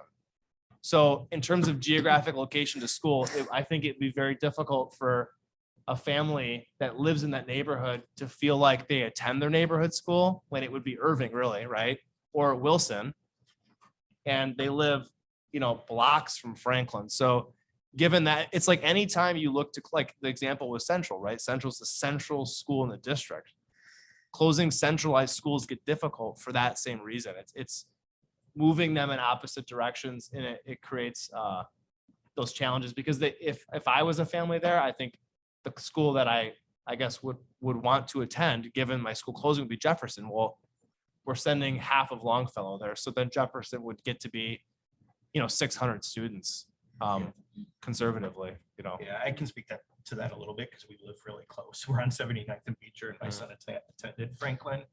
So yeah, very much. We're right in the middle of the two schools. Yeah. And if we had been impacted, that would have been our desire. Jefferson's right there. It makes sense. Yeah. So to have to go somewhere else, the other direction further away, that I can see how that would be a challenge asking families to do that. And as the board heard the workshop last week around the considerations around Longfellow, it's like Aaron said, the domino effect. So once you do Longfellow and some of those families are going into Jefferson, then you can't also have it be the next neighboring school district where you start to get that broad distribution.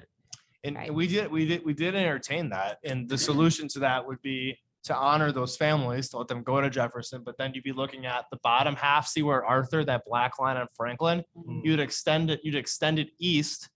And then all those families south of Arthur would attend Mitchell, right? But it's the same, going back to one of the priorities, geographic location, we'd be removing part of Jefferson to attend Mitchell to move Franklin students in. The top portion of Jefferson would go to Man, right, to mitigate the enrollment. So solving the enrollment issue creates, I guess, conflicts with other priorities. It seemed to be very challenging. I guess that's the answer. Yeah. And I do know there was pretty robust discussion we were looking at Wilson and Franklin about which one would be the better one to close based on those different factors. And, the biggest thing was with any of these sorts of changes is trying to affect as few people as possible. What Aaron said is exactly right. The best way to do this is just to redesign all of the boundaries and make it so that it's not this hodgepodge when you have to shift people here and there. We just say, okay, the new boundaries are this.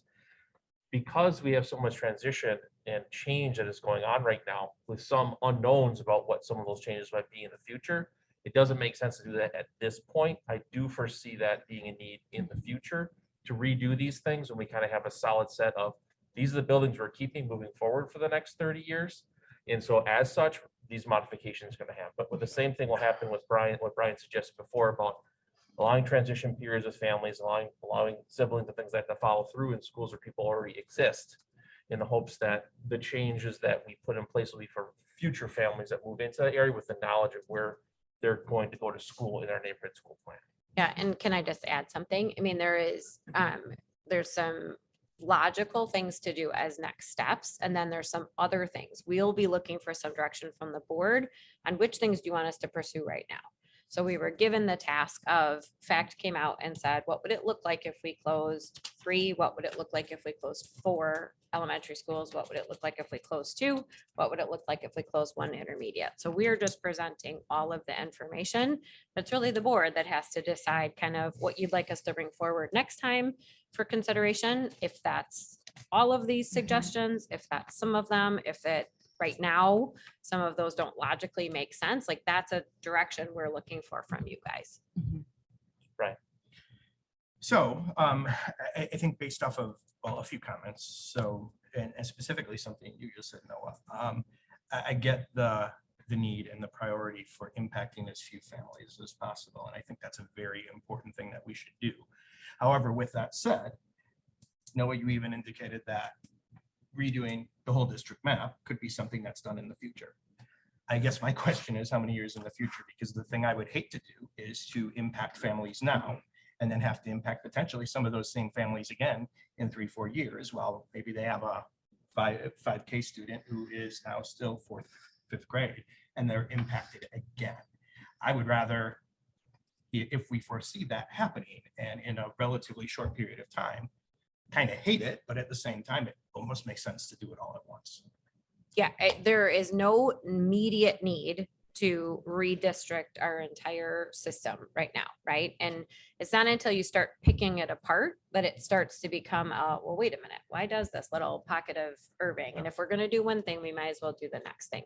We have zero intention right now on redistricting all of the, or reboundary really is what it is, making new boundary lines for all of the elementary schools. That potentially, as we start to consider what to do about the CIP needs going forward, what to do about some of the other things that we still have to tackle as a group, like that is far more long-term, and that's when some of that would be considered, right? So it is not, and all of what we just did gets taken into consideration if the board makes a decision over the first step, right? Some of that's where, even as you heard Aaron's presentation, some of our hesitation and the ones that sort of, that last decision around Wilson that separates things out so far and all over the place. That's where the board will need to decide if that makes any sense for us right now, when we are going to have some nudging and movement over the next couple of years as well, as we figure out what's, exactly our right fit. And then how do we best support what the community is looking for as far as our schools going forward? I think just to add to that, Brian, I think my approach to that would be, once our district has had probably 5 years of stable enrollment, and then, we can look at, forecasting, how does our fifth grade currently in five, let's say enrollment stops declining in 6 years, and then 5 years after that, we've seen stability. I would look at like, well, how many fifth graders do we have and how many 4K kids do we have? If those numbers are relatively the same after 5 years of stability, so I think some of the discussion we've had about the high school is like, how many years do we get? Well, it's like 5 or 6. Yeah. Because of the decline. And then it's like, you wouldn't want to make a decision once you think it's stable. You'd want to make a decision once it's been stable. You know what I mean? So I think you'd be looking at That's like where- at least a decade Yeah. before that would even be something that, And I appreciate that, and I figured that would be the case, but I feel like for the families. No, it's a that, good question. They're It's an gonna have excellent questions. question. and Absolutely. Once they hear those two things together, Yeah. they're like, well, wait a minute. no, it's a So, great question. Yeah. I feel like it's good to get that on the table. Yep. Absolutely. Other questions? I have a few. If we talk about the, this building, the 1205 building, we still have a contract till, It's March of 24. okay. So is it possible that we could table that? I mean, because we do have some time, and I'm feeling like, in my opinion, I would like a recommendation from you. So like you did this for us, I would like you to say, oh, here are some options. Here are some creative solutions. Here are some things. But I don't even know, is that something that we would have to vote on? No, I mean, Right. we would just, So- we would make some, obviously you'd always want to keep the board informed, Right, right? so- But because it doesn't I guess have I'm any just impact confused on, right, yeah. why it's The reason in it came this. up tonight is if we do nothing right now, then we have to do something in order to create space for the offices here that's more fiscally responsible, right? And so Okay. there's a consideration out there that's been sort of hovering, and we made the commitment to a 5-year lease when we took the rental of this, when we sold the building and we took the rental back on, with Right. the intention of not incurring that cost beyond that 5 years. So that's really why it's in there, to say we'd have to create space somewhere. And there are dollars set aside for the potential need to add on or do renovations to an existing building that we have Mhm. in order to make space for our administrative building. That's monies that have been carefully set aside for the last couple of years, Mhm. knowing that that was coming.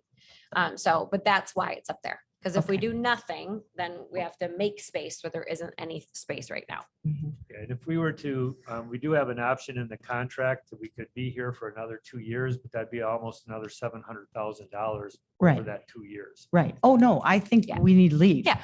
I just don't know. Yeah. Like, I would love for you to delve into that, make some suggestions, because I think the board should be informed on that. But I do think, I'm feeling like it's a separate thing. I feel like we have enough space that we should be able to find our niche Yeah. for us. And Yeah, creatively, Yeah, right? Like, creatively. there's some as well. temporary options, there's long-term options, like Right. that is a whole different conversation than Right, tonight's exactly. conversation, for sure. Yeah. Absolutely. Okay. So I have a question about, we've talked a lot about modern learning spaces, and my head keeps going back to instruction. And so would the optimal enrollment that we talk about at these schools, like say, maybe it would be at Walker or it would be at Frank Lloyd Wright, continuing, would the optimal enrollment allow for more creative and flexible spaces in the future? Like you mentioned, Frank Lloyd Wright has been doing.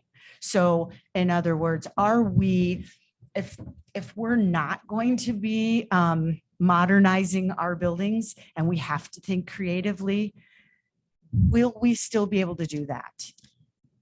If in those spaces? Yeah, so yes, to a certain extent, right? And that's when Aaron's talking about optimal numbers, he's looking Okay. at how they're currently using some of those spaces. Right. At the elementary level, the more you can consistently staff a school without split staff going from one school to the other, so getting at a sweet spot where it comes with Right. a full-time specialist team, a full-time, we did special education staffing today, and there was the spread that you have to do in order to meet the needs of all the students. When you have as many elementaries as we do, and as many of those smaller sized elementaries, Mhm. that does make it a challenge.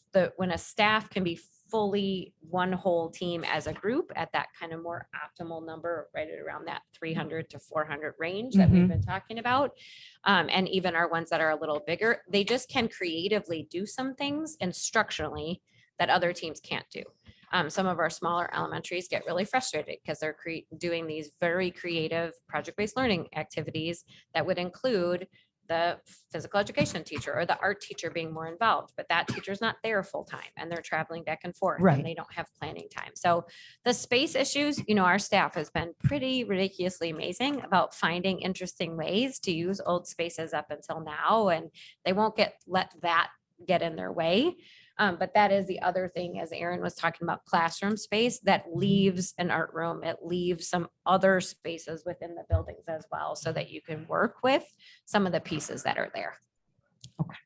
You have more questions?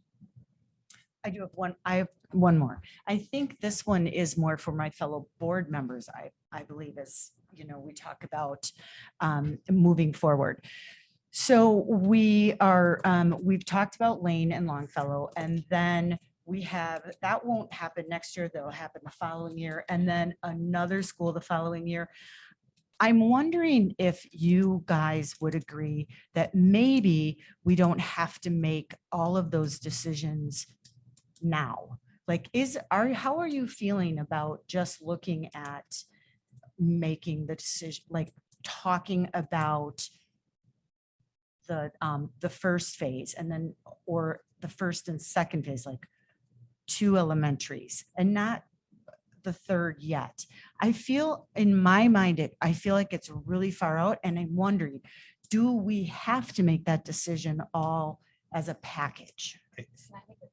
Go ahead. So one of the reasons, because I was on that other committee, we came to the Longfellow and the Lane conclusion, and then it was the Wilson Madison that's why we brought it to the board. So Right.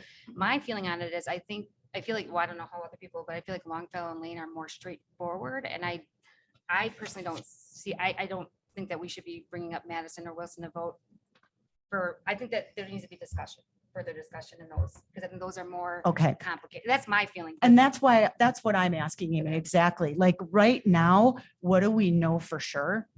And how far in advance do we have to make a decision on the next phases? Is what I'm asking.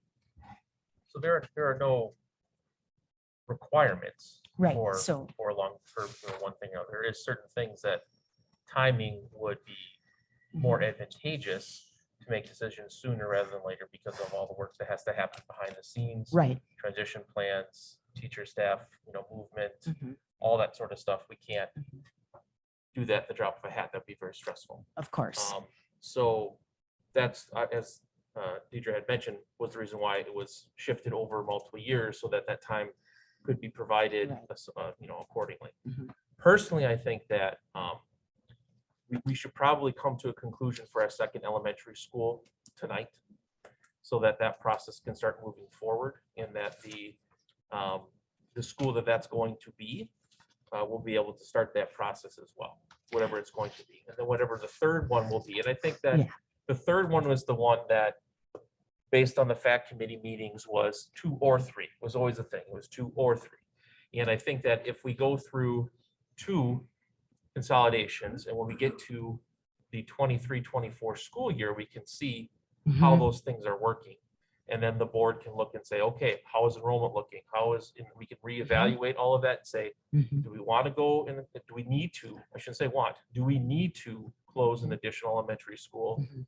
or do we not? And if we do think that still needs to be done based on enrollment, financials, all that sort of stuff, then we can evaluate that additional school at that time and make a decision. But again, I think a year ahead of time provides enough time to be able to, so if the 25-26 school years when we would close that third school, then the 24-25 school years when we want to make that decision to close that school. Right. Yeah, and the advantage just from our end as well with having a 1-year notice or a 2-year notice is it allows us to start doing professional development opportunities, Mhm. especially when there's what looks like a relatively clean split or a relatively more simple split than another school is then we start doing, joint professional development sessions with two schools. So staff can start to get to know each other and we can start to figure out what makes the most sense. That takes some time for us to plan in advance. So we do need some advance warning to do all of those pieces and make sure that we do them well so that people are more comfortable. Here's, I was just going to follow and say, I agree with you. No, I think that we could make a decision about that second elementary school. I think the third one is a little far out. But that's just my opinion as we all go around and say how we're feeling about the process. But now what I'm hearing is that Amy's not comfortable with that. So I do think that we would have to have more discussion on that. Yes, were you saying you're not sure on the Well, I closing mean, of that? I think we just need to have more, discussion around it. So We're, as Noah's saying, he's thinking maybe we would talk about it tonight. I think a couple things. I think now, I think it makes sense to talk about this as soon as possible. We've now put these school names out there as schools that are potentially being considered. That's going to create a lot of anxiety. And I think the longer we sit on that decision, the more anxiety there's going to be in the community. So I think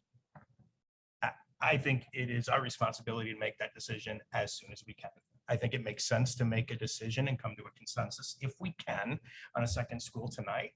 But I would also recommend we probably not drag our feet on that third school. We need to decide whether or not we are in favor of closing a third school and making the decision on what that one is relatively soon for the reasons that I just said. The last thing we want is for families to have a lot of anxiety, not know what their future looks like, and maybe decide just to leave the district because they don't know what that path is going to look like for them. So I think it makes sense to make these decisions as soon as possible, even though they're not necessarily the easiest decisions to make. And we understand they're going to impact a lot of families. Because I always like to have my opinion out there. I am leaning toward 3 Okay. schools because we just went through a referendum where we heard a lot of the community say, we want to see action made before. And I am purely trying to go at this by, Aaron, you guys did a phenomenal job of giving us numbers and realistic ideas of everything. I mean, that's beyond wonderful. I do think it'd be most appropriate for us to, we get to that second school and also say, this is the third school and this is what we're going to look at by the end of this year or next year. We make that final, check on it. But, the names are out there. Those schools are aware that there are concerns that we have to address. And I think as a board, we have to make some big, bold decisions when it comes to our financials. And if someday we went to another referendum, we have to show some of the really hard decision work that we're doing back here. And these are not easy decisions. They're not to be taken lightly. I can't imagine hearing my school would close. I get that, especially as a teacher too. But I think it is our responsibility to identify a third school and say, we're going to be leaning toward this at this time. And if we can't. But not tonight. I mean, are you thinking like? Yeah, yes, you're thinking about kind moving of came in forward. here with that, but Okay, I'm willing to hear all the opportunities, you know what I mean? And Yeah. Yeah. But like I said, I came in here on 3 and definitely 2 is a possibility, but as a district and enrollments and all that kind of stuff, is that what's best for us? This is a fun decision we have to make. Yeah. right. Joe? I'd agree with that, but we do need to demonstrate, just as you say. I feel like 2 schools demonstrates it pretty clearly. If we knock out 2 elementary schools. I happen to know Wilson really well. My kids have gone there for the last 5 years, so I'm there nearly every day. I took some time to look at the facilities assessment over the weekend too. And I would definitely like to look over again exactly what those numbers are, because just some simple things stood out, like 9 parking spaces. There's more than 9 cars in that lot every afternoon when I go to pick them up. So just little things like that. Go through, double check every number, just make sure that CIP couldn't be dropped down a little bit. And the other thing is, I know we had that 25-point checklist, and it was difficult being on the virtual last week, but there was a little bit of discussion about leadership and learning, having some input there. And I'm just curious if we can see something that's a little bit more robust, something that assesses the school culture, something about like the average teacher tenure, that kind of a thing. Because if we're going to pull apart a school that's, what is it, 364, 374, something like that, and that's close to the ideal number, if I'm not mistaken, for enrollment for the elementaries. So the difficulty in redistributing those kids on top of what I've always regarded as a good performing school, it's something I'd have to really get a much better sell on before I would consider the third building. But it's based on financials. And that's why I Yeah. mentioned the first piece, just that it's, Yeah. I'd like to see it a little bit more. I just kind of want to run through them again, just to verify it's really what it has to be. Did you want? Oh, no, I got a few, so. I was just gonna say that, it did surprise me when I saw the information related to Wilson, like that.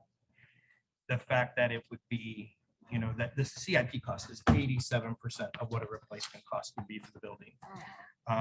They also do not have as much land as some of our other schools, so we're limited there.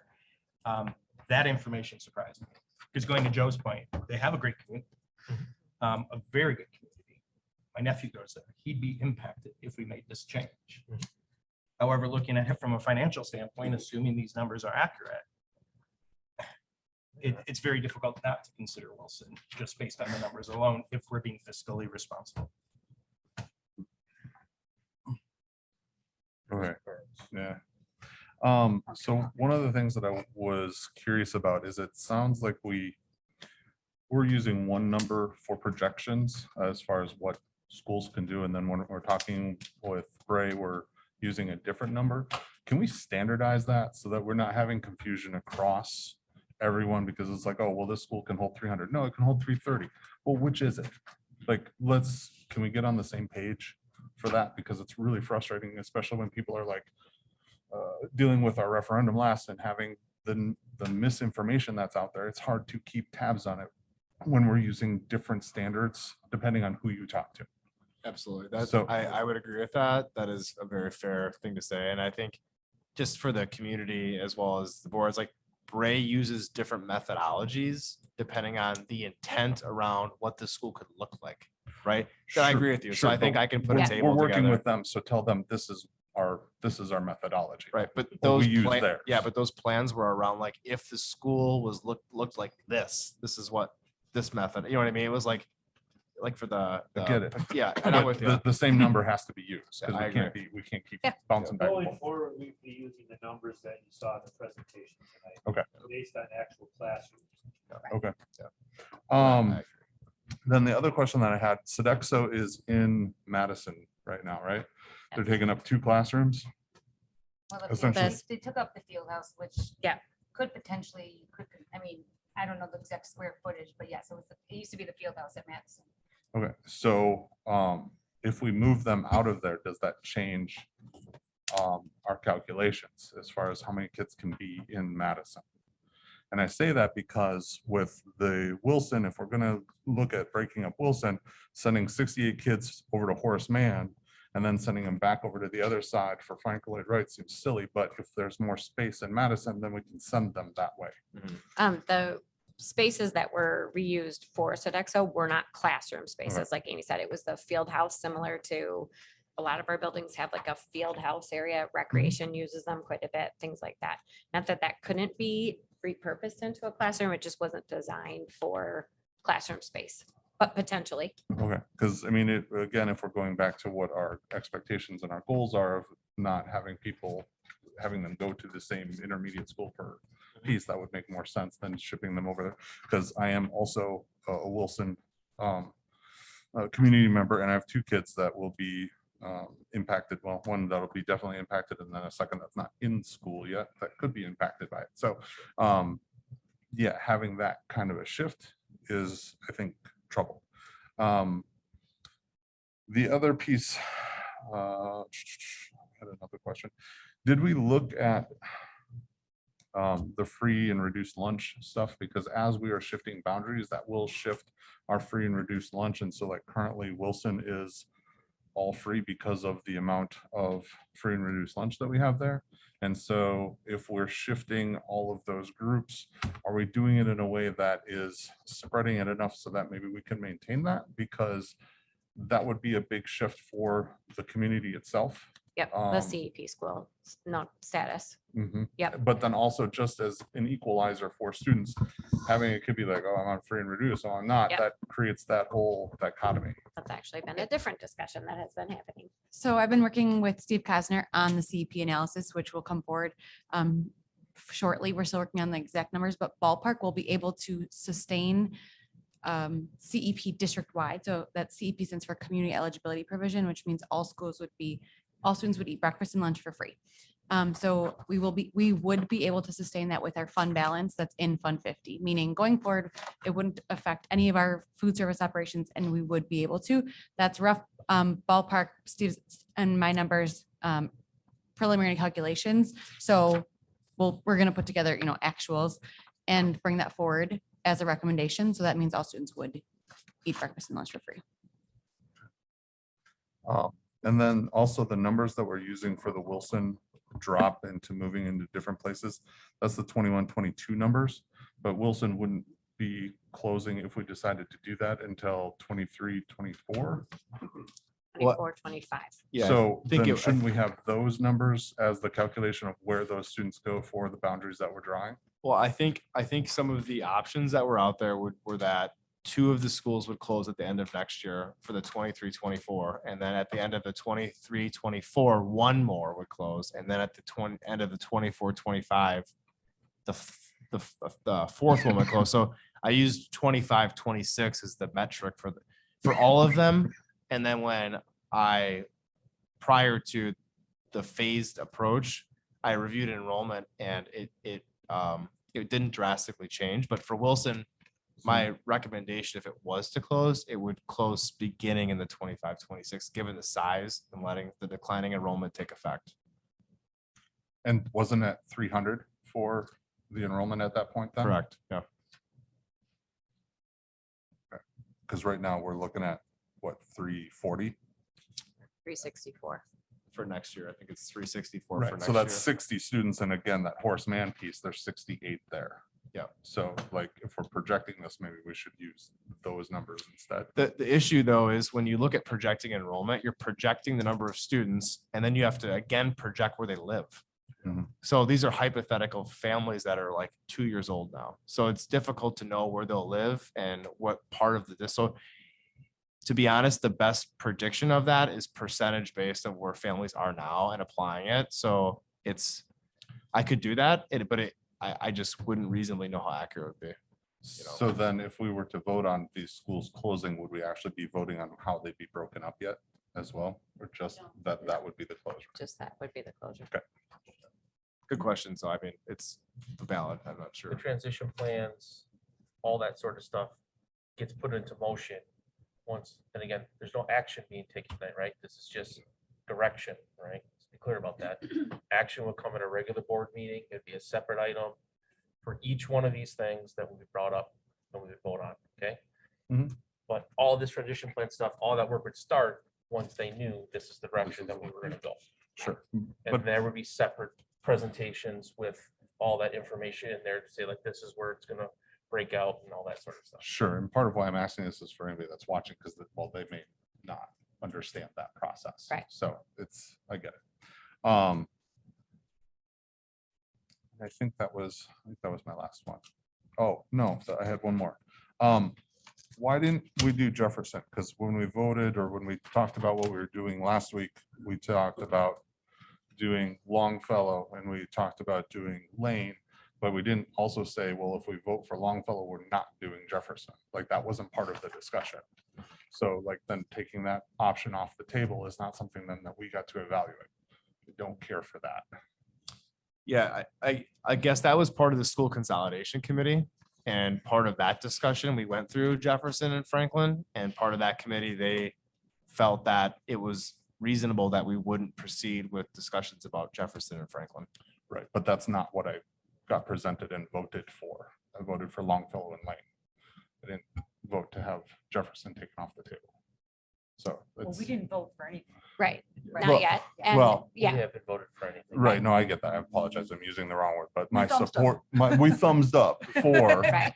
Longfellow and Lane, not to say then, well, we're just not going to look at this one. And so I feel like that's taking things off the table. And that's, again, when we're looking at having clear communication for our district, when they're saying that we're not being open and honest, that's something that happened without us talking about it.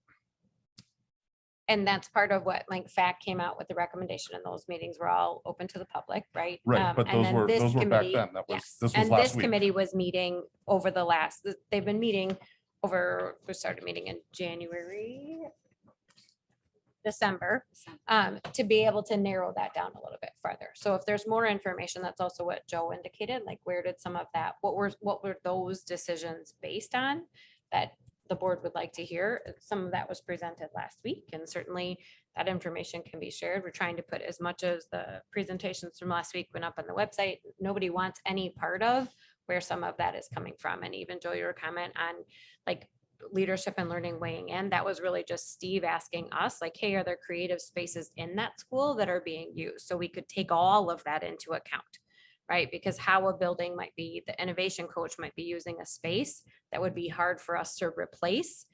That isn't always noticed when somebody who doesn't do that work every day is walking through. So when we were asked for just opinions, it was, does the school have a makerspace that they've invested in the last couple of years, and information like that?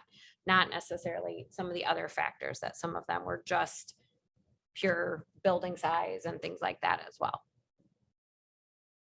So that, I think that diagram is on our website now, and if it's not, we happily put it, it was, yeah. That 25 measure diagram, and where that committee came forward with a recommendation to be considering the schools that are considered now, that is all on the website as well, because the goal is to make it as transparent as possible. Right, but Jefferson was on the list to be considered, even what I thought moving forward today. And so that we look at how it would break up as well.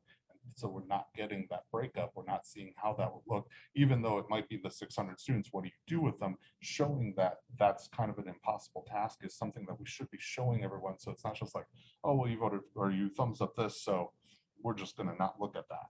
Right? Well, I think that when we were looking at this, Longfellow has always been one of the schools that we were looking at doing. And if we agree that Longfellow is one of the schools that we would consolidate, then the decision about where those students are going to go are in two very logical directions.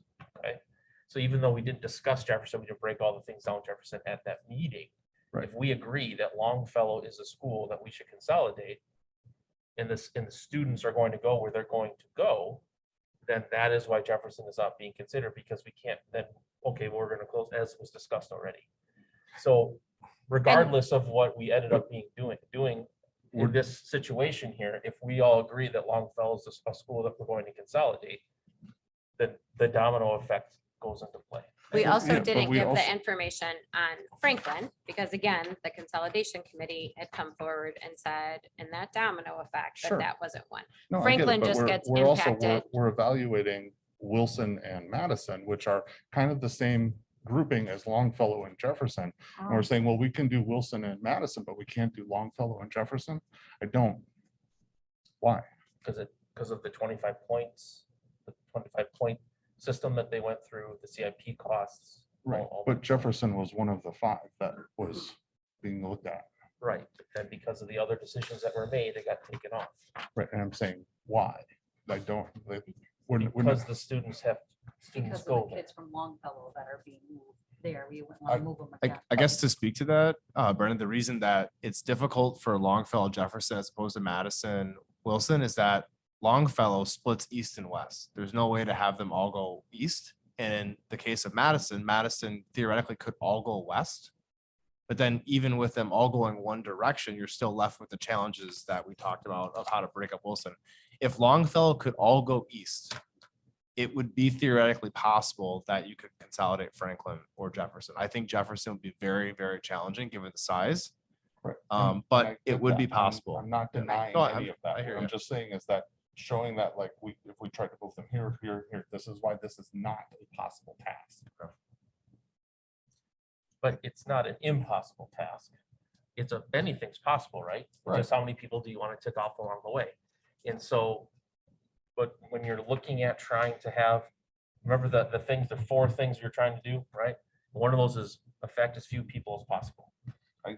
Yeah, So no, if we get it. close Longfellow and Jefferson, that's going to end up affecting more people, more families, than if we won't close, because then we have to also do a 3rd school anyways. Brandon, is it more the fact that we work off, provide the option? Yeah. Okay. That's what it is. Yep. Yeah.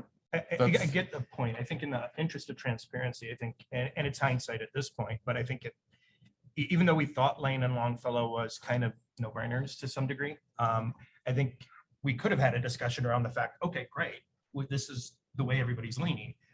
But if we do choose Longfellow, these are the things that it impacts. And I know a lot of it you wanted to do this week, but I think in terms of getting that thumbs up, it might have made sense to say, okay, if we're doing Longfellow, students are going to have to go to these 2 places more than likely, which means these schools are probably going to be off the table. So before you give your thumbs up, let's have that information. Again, it's hindsight at this point, but Right, I but see that's I what see I'm your saying. point. At the end of the day, I guess the question is, does it change your opinion? I don't know that it changes my opinion, but it frustrates me because we're trying to be transparent and show people that we're evaluating all the options, but then we take one of the options off the table without really showing why we took it off the table. And I think that, the committee work that Jeff and Amy and all the admin have been going through did go through those options and evaluate them. Right, but the community wasn't in all of those meetings, and so having that graphic up there that says like, well, they'd have to go here, here, here, and seeing that that's not the best use of our resources is something that when somebody says, well, why did you do this? It's because of this. Look at this scenario. This is why we didn't go that way. But I think you could argue that for any school in the district. Absolutely, which is why I like having all the options that we were provided for the other schools. I just wanted it for Jefferson too. But that makes for an awful long time to go through each one of those things, Yep. right? It So we does. have subcommittees for a reason, to help to go through some of that stuff before we get to this whole point. Sure. So the nitty gritty that doesn't have to go through everybody. I trust the work that those committees do to ensure that they're making the best decisions and recommendations to the board as a whole. Right. And that's something that for all committees we have to do. Because we can't be, as board members, we can't be at every meeting, and certainly as community members, they can't be at every meeting. And we can't present everything that we do in a board meeting or a workshop for everyone to be able to see. But at the same time, the community doesn't trust us. And so showing that we did that, so we have something to point to, is something that we can say, look, we did evaluate that. Where we are is fine. What we're doing here is fine. What we're considering is fine. I understand it. I understand why that's going on. But someone who tunes in next week, 2 weeks from now, they may not, because they haven't been part of the conversation. They don't go hunt it down. They're not sure which video it's on, what timeline it is, like all of those things. And so it's just having that option available. We don't even have to discuss hugely. It's just, if we cut it like we cut Wilson, you can see we don't have the space right where we are. And so it would cause this big shift, and then we're going to have to shift here, here, and here. And so it becomes a greater problem that we're not ready to tackle yet. So it's just about making sure that we're communicating the full picture as best we can, because while I trust that everyone has done their job and our committees have done their job and they've done the best part, our community doesn't right now. That's where I'm at. So this whole discussion is really about gaining the community trust and demonstrating that we're doing that full vetting process. That's all. Okay. Any other questions? So I had some questions. So have we taken into account or thought about, with Lane's closing specifically, any effects on after-school activity participation? So we talk about busing costs for just physical busing kids to and from to school. And I know we don't have after-school buses right now, but have we thought about the impact of those who participate in after-school activities now, who attend Lane, who FLW would be further away from them to be able to get to in order to be able to participate. So have we? Yeah, I guess the answer to that is at this time, we hadn't built that in, similar to the, I guess, the proposed plan during the proposed consolidation of the high schools. If there was a need for that, we certainly, I think, could do something like that, and similar to a kind of a city bus kind of approach where certain times the bus picks up and then goes and just keeps running the same stops, which would be, we could set satellite stops for that, certainly. And I believe there's been some interest, I think it might have come from you, Noah, to actually explore after-school buses for all secondary students, especially who are participating in some of those later activities. So that's certainly something the team can bring back when they consider that. Yeah, I know I'd asked for high schools, I guess, but then I was thinking about it. And we have after school activities, intermediate schools too. So with this consolidation, especially, it might be a good opportunity to maybe look at implementing. We can do that. I don't know, again, costs and stuff like that obviously need to be evaluated. Also, think it'd be good to maybe survey families to see how much interest there would be in it. I don't know if there is or isn't, but just something I wanted to bring up. Certainly. So, I'm sorry. Go ahead. Do you have a question off that question? Kind of just jumped in my head looking at the 25 criteria thing, and we were talking before about free and reduced lunches. Have we made into consideration our special ed population, that we aren't going to be putting needs into a building that they can't support? Yes, and we'll be fine. We'll be fine. Okay, I just want to make sure. Sorry, Noah. No problem. I try to let everyone go first. So when we talk about how many classrooms that, or how many students can fit in a room, our school, sorry, we're still dedicating a room for music, a room for art, a room for gym. We're not like combining those or including those in the number of classrooms that are available. Yeah, so I mean, I guess long and short is they are included because at any given time, a student would be in art, right? So when you have like the gym, if you have 10 rooms plus the gym, you would include the gym as the 11th room because the gym is being used every hour, right? So that's kind of how the approach, like a scheduler's approach to the building is, if you had like, I go back to 2016 when Hale was at 1,800 students at any given time, when a teacher had prep, their room was used for a class. So it's like running the building at any given hour, a classroom is used every hour, which would include art, music, and phy ed, to not exceed the optimal number, right? And so we did factor that in Yeah. to be able to accommodate those things. And Aaron, when schools were really overcrowded at one point, some schools were and some schools weren't, art was on a cart and it came into the classroom. You are not suggesting Correct. that in Nope. any way, shape or form going back It's, to it's that. like That the was not, like an enrollment at the perfect, right? At the best case optimal scenario is kind of what I projected out, given what it had, yeah. Okay, I just want to make sure that, because I don't want to go back to our car. Yeah. Nobody It's a good does. question, yeah. Yeah, Nobody study halls in the does. commons and things Yeah, like no, that. Yeah, we don't no, want to thank do you. I don't that. want Yeah. that to happen. No, thank So you. just making sure, Yes. just making sure for everyone involved. So we talked about trying to reduce traveling for teachers, special teachers specifically, having to travel between multiple schools. With any of these plans, do we get to a point where we have a dedicated music, art, and gym teacher that stays only at each of these elementary schools, or are we still having to travel teachers between schools? So I think it depends on the decision of the board, right? If we just close Longfellow and there's no other ones, that would be a different answer. But Well, give me the answer for each of the options. yeah, so I guess I'd have to look into it. Oh, Yeah, okay, so yeah. you don't know? No. Okay, that'd be good. information. Eventually, that was part of FACT's recommendation, was that if they were all of, an average size, all of the elementary schools, that would be part of what was possible in that configuration. So the closer we get to that, the closer we get to that. But to specialists just having their one, a team of specialists just having their one school. Like essentially, a full-time specialist team is considered to be full-time when there's 24 general academic teachers in a building. Okay. So, if every building had 24, then the answer would be for sure yes, but it's not that clean because if you have 20 teachers, the team can't travel on a 0.9.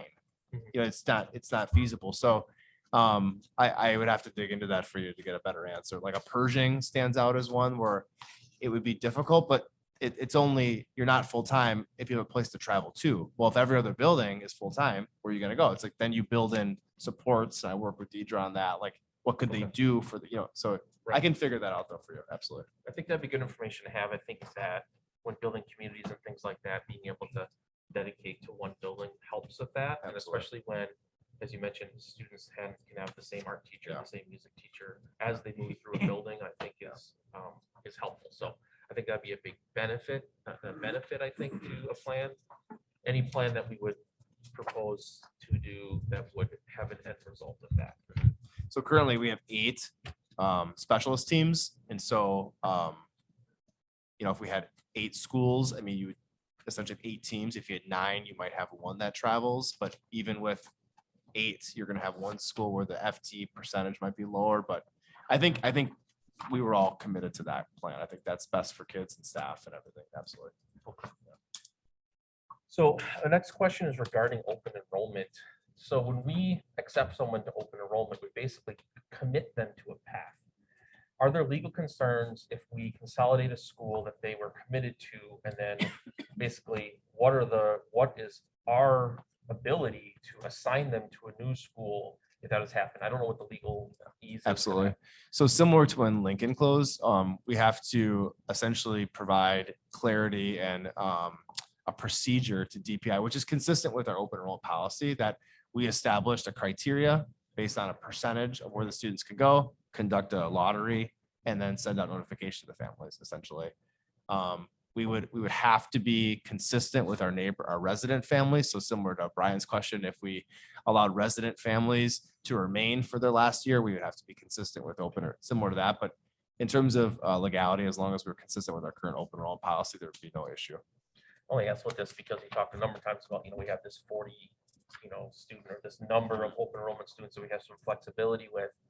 And I just want to make sure that we don't get stuck like, oh, well, because by percentage you sent this many, this many, this many, this many. No. So you have to do the same for your open enrollment students, and then that will then overpopulate a school in the short term because we have to do that legally. So you're saying that will not be an issue because Yeah. it would be a lottery after we made the decision, Absolutely. and it'd only be like a sibling, be allowed sibling, could be Correct. allowed. Because we conduct open enrollment to fill schools. Mhm. So it would be consistent. So if a school for example, if Madison went to Wilson or Walker and we said Walker's full, we can't take more students, it would meet the criteria in our policy.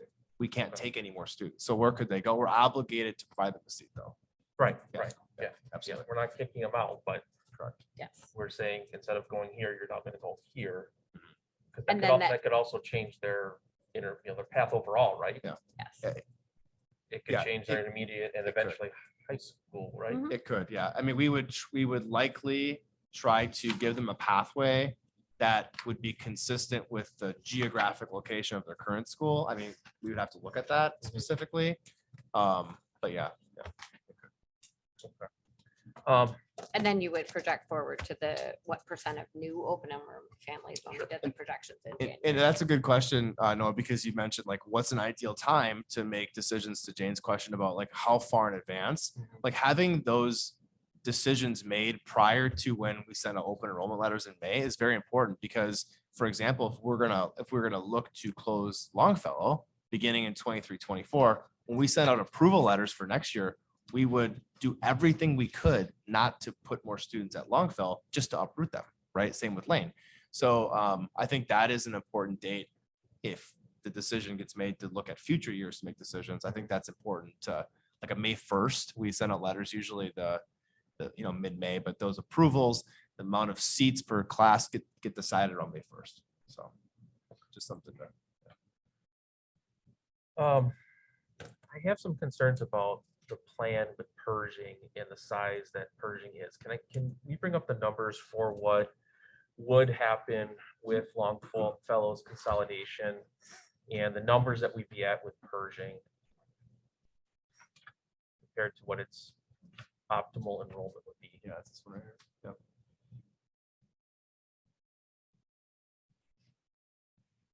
Because this would be, you're looking at 25, 26, right? Mhm. But in reality, Pershing would be that would have the students from Longfellow in a year's time, Mhm. right? one school year from now, Correct. if we vote to Some of them, consolidate yeah. Longfellow, those students from Longfellow would get moved to Pershing. So is the number up there, because it says 25, 26? How many students? So if we Is the we map look showing current students, the maps that we have? yes, that's well, the maps you have show projected enrollment for 22, 23. 22, 23, okay. Yes. So if you looked at consolidating in 23, 24, essentially what you would do is you'd remove the projected fifth grade and then add on the projected 4K, right? To get you a sense of how many kids that would be. And then you divide that number essentially by 2, right? Given historically the divide in the community on the, I think it's 80, I'm getting 62nd. 60th Street. 60th Street, yep. And then you could look at that and develop that. But the next year's class at Longfellow is by far the largest. So removing that from the Okay. equation would make 394 or 194 or whatever it ends up being at Longfellow down to, it could be 10 students less, depending on what the 4K number comes in. Because we have to see what the 4K number is this year to Right. get a good projection of what it would be the following year. Right. Yeah. So I just have concerns about Pershing and the size that it would be at. And the fact that as far as trying to renovate at Pershing to add more space, because again, I'm trying to think longer term than maybe just the fact that we're doing this for next school year. But if we're going to keep Pershing long term, then there's work that would need to be done at it to keep it as a school long term. But my worry is that if the school is so full, it's going to be difficult to do said work, except for when there's no one in the school, which means that make that construction project that becomes a longer deal. Absolutely. And one of the other pieces to make too, because you're looking at merging half of Longfellow and Pershing. Pershing's fifth grade class is 26, the fourth grade class is 15. So the decline in a year, it will have a multifaceted effect. So Okay. I do think it's something to note. And I Okay. do think that if we were to move to do that beginning in 23, 24, and the 4K enrollment came in larger, then we would just mitigate the open enrollment at Longfellow away. And then that's one of the things I mentioned before, the efficiency of having larger schools is essentially we would, moving forward, we'd accept less and less open enrollment students just by how we calculate that. So No, I totally get that. Yeah. My concern is the students we have now and the ones that we are committed to being able to go into these certain places. I totally understand, I guess, moving forward, maybe we'll only 150 or whatever Yeah. that we're seats have become less, which makes complete sense to do. I think that if that decision is voted on and we do that, that I would want to follow that closely with Pershing. And then, as Brendan brought up, the decisions about where the line is drawn, if it's like, well, if I draw the line on 60th now, that's nice, it's half, it looks nice and all that sort of stuff, but I move it over this way, one block, then that's 10 more families that go over to Jefferson, which could easily handle that, but that's 10 less students that then are going to Pershing, gives us a little more breathing room. Yeah. So that's the only thing that it's a good we point. consider, pretty is pretty. I understand that. It makes it look, I like geometry, it looks nicer and everything. But if those 10 families, those 10 students, I guess, Right. if they went to Jefferson, that could easily hold them versus Pershing being, close to that. And then if we do get families moving in, so I wouldn't want to have to be in that situation because then we will hear about it. Yeah, when it's too tight. And Right, it's- why yeah. did you do this? We should have not done that. And so I think that as long as we keep that in mind and we keep the flexibility there, and maybe make a little more wiggle room with where that decision, that line is for who's going where, that will make me feel better about the Pershing decision. Brendan, you have another one? No. Besides- No, I'm good. I argued with you enough. Okay. There's one more that I didn't write down. Anybody else have any questions? Just in time. Does it make sense to look at the CIP per pupil, or is it nonsense to do that? I was just filling with some of the numbers. Just out of curiosity. Have we looked at that? I mean, does it make sense it to make look at any it that way? No, because it could fluctuate from one year to the next, just like Aaron said, if you have a fifth grade class of, 25 this year, next year it's 14, well, then that number changes. Just curious, again, like just I That's why we absolutely did square appreciate. footage, because the square footage is gonna stay the same Yeah. regardless. Yeah. So that's more indicative, I think, of what, the numbers really mean as opposed to enrollment, because enrollment could change so over 3-4 years, it changed by quite a bit. Certainly, certainly. Yeah, I'm just trying to kind of humanize it, looking at it just in terms of the buildings that, given we've got kids and all, it's a bit of a struggle for me. You have more question? One more. Okay, I have one thing. Can I say it first? Yeah. So to Brandon's point about the chunk of Wilson's territory that we're moving over to Horseman, at least that's proposed. And that then later they're gonna have to be peeled out of that to be able to go to FLW. Would it make more sense, instead of saying, well, you are in X boundary for an elementary school, so, but then we have separate boundaries for intermediate schools, of just identifying, if you go to this elementary school, you just go to that intermediate school, instead of saying, well, now we have a boundary for intermediate. We just say, these schools go to this intermediate, these schools go to that intermediate. And then that removes this whole issue of, oh, now they're going this way, they're not going to the intermediate school they went to elementary school with. Would that fix that problem? I'm trying to get my head around it, sorry. So I think, Aaron, if you go back a couple of slides to where, when we were at considering 1 intermediate and 2 elementaries, that does work out then, like whole school by whole school into intermediate. Yeah. It's the next decision that no longer Fit. allows that to be possible based on how we've laid it out so far. That I think, so Caitlin, it was the one, not a map, sorry, it was just a slide that showed which, yeah. So that, right, would be how they would split right now. And then when the Longfellow students went between Jefferson and Pershing, it doesn't impact intermediate school. It's then when you add in the next decision, if it Wilson, that then is what then shuffles that back around, just because Wilson has such a spread when you look at where you can fit those students into so many different schools. So you're saying that the chunk, the 68 students anyways, that are projected, that would go to, from Wilson's area to Horseman, would not be able to fit into West. Well, we could draw the boundary to include them, but West, as we showed before, is already large. Must look the wrong way. So 537, I mean, you might, and this is happening prior to 25, you might be looking at that plus 68. And 537 is in 25, 26. I think I estimated about 550. And the 68 is next year. Mhm. So you'd be at 600, call it. Okay. So that would be very, that would be large, but that would be a way to mitigate that, yes. I was just trying to figure out a way so that you could still Yeah. keep them together as a Yeah. cohort as For they sure. move through, without having to say, well, you're in the intermediate, FLW boundary, Right. you have to go over here. Yeah.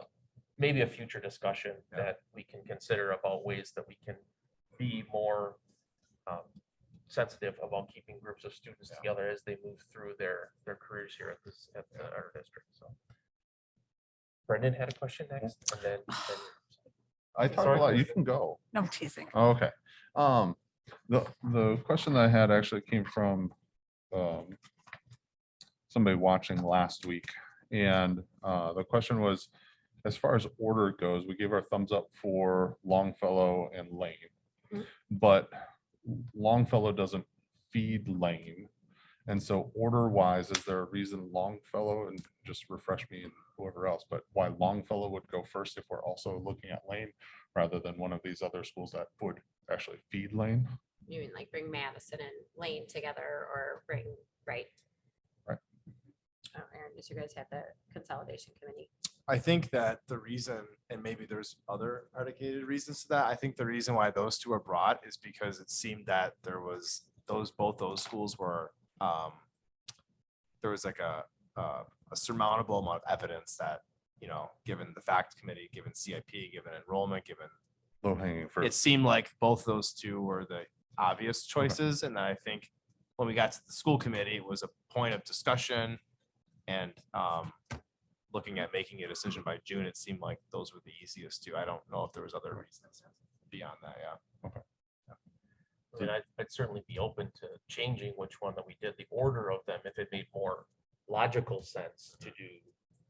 You know, if we were gonna consolidate Madison and then Lane together because they feed into each other, if there's a like reason, I mean, if they feed into each other, is there a financial reason? Does it make it more simple planning wise to do it that way? So those sorts of reasons, I think, for me personally, the rest of the board feels about it, but that would make like logical sense to me. If there's a logic behind it, then that's fine. I understand why those two are originally identified because of those reasons. But you know, to Brendan's point, it does make sense that, well, if Lane is the intermediate that we're consolidating and we're also going to consolidate an elementary that feeds into it, is it harder or easier to do them at the same time? Yeah, I think to answer your question, good question, is that if you were kind of like which one first, and then it was like, well, what is the rationale behind? I don't know if there would be one. The one that I would recommend if you were looking at doing 3 to do last is for sure Wilson, given the size. And we showed the enrollment at 20. So that would be the one I would remove off the table if it was for the following year, because it'd be too big. And so that would be, you know, because if you look at the enrollments, Longfellow and Madison are very similar. You know, the Madison plan, if you were going to have them move to, if you said we're going to have them move to Walker, it's cleaner, you know, so there could be a case for that, I suppose, as well. Kristen, I'm sorry. Can you just remind me, when we go to vote on all this, and I know it's not gonna be till like end of June-ish, possibly, I don't know. When it does come up, are we gonna be voting on each individual school? As in like, you know, do we vote Lane for 23, 24, blah, blah, blah, blah, or is it as a package? It could be together. I think that, I think just having them as individual action items is probably the way to go. If there's a lot of discussion that needs to happen, you know, if we have public comments that evening that we want to talk about, if anything's brought up at that point, I think that it's just cleaner to do it individually. There's, again, there's no I mean, requirement. I'm in favor of us individually, each school. Sure. Because then if we did bring in the third option, like a third elementary school that we identified tonight, that we talk about some more, then, you know, like it kind of mitigates, like, you know, like Jane was saying, like, if, I don't want to speak for you, but then you can say no to that. And that's a vote you can have. So that's kind of like, you know, something I was thinking about before was, you know, if we do individually by school, we're not making a lump package. No.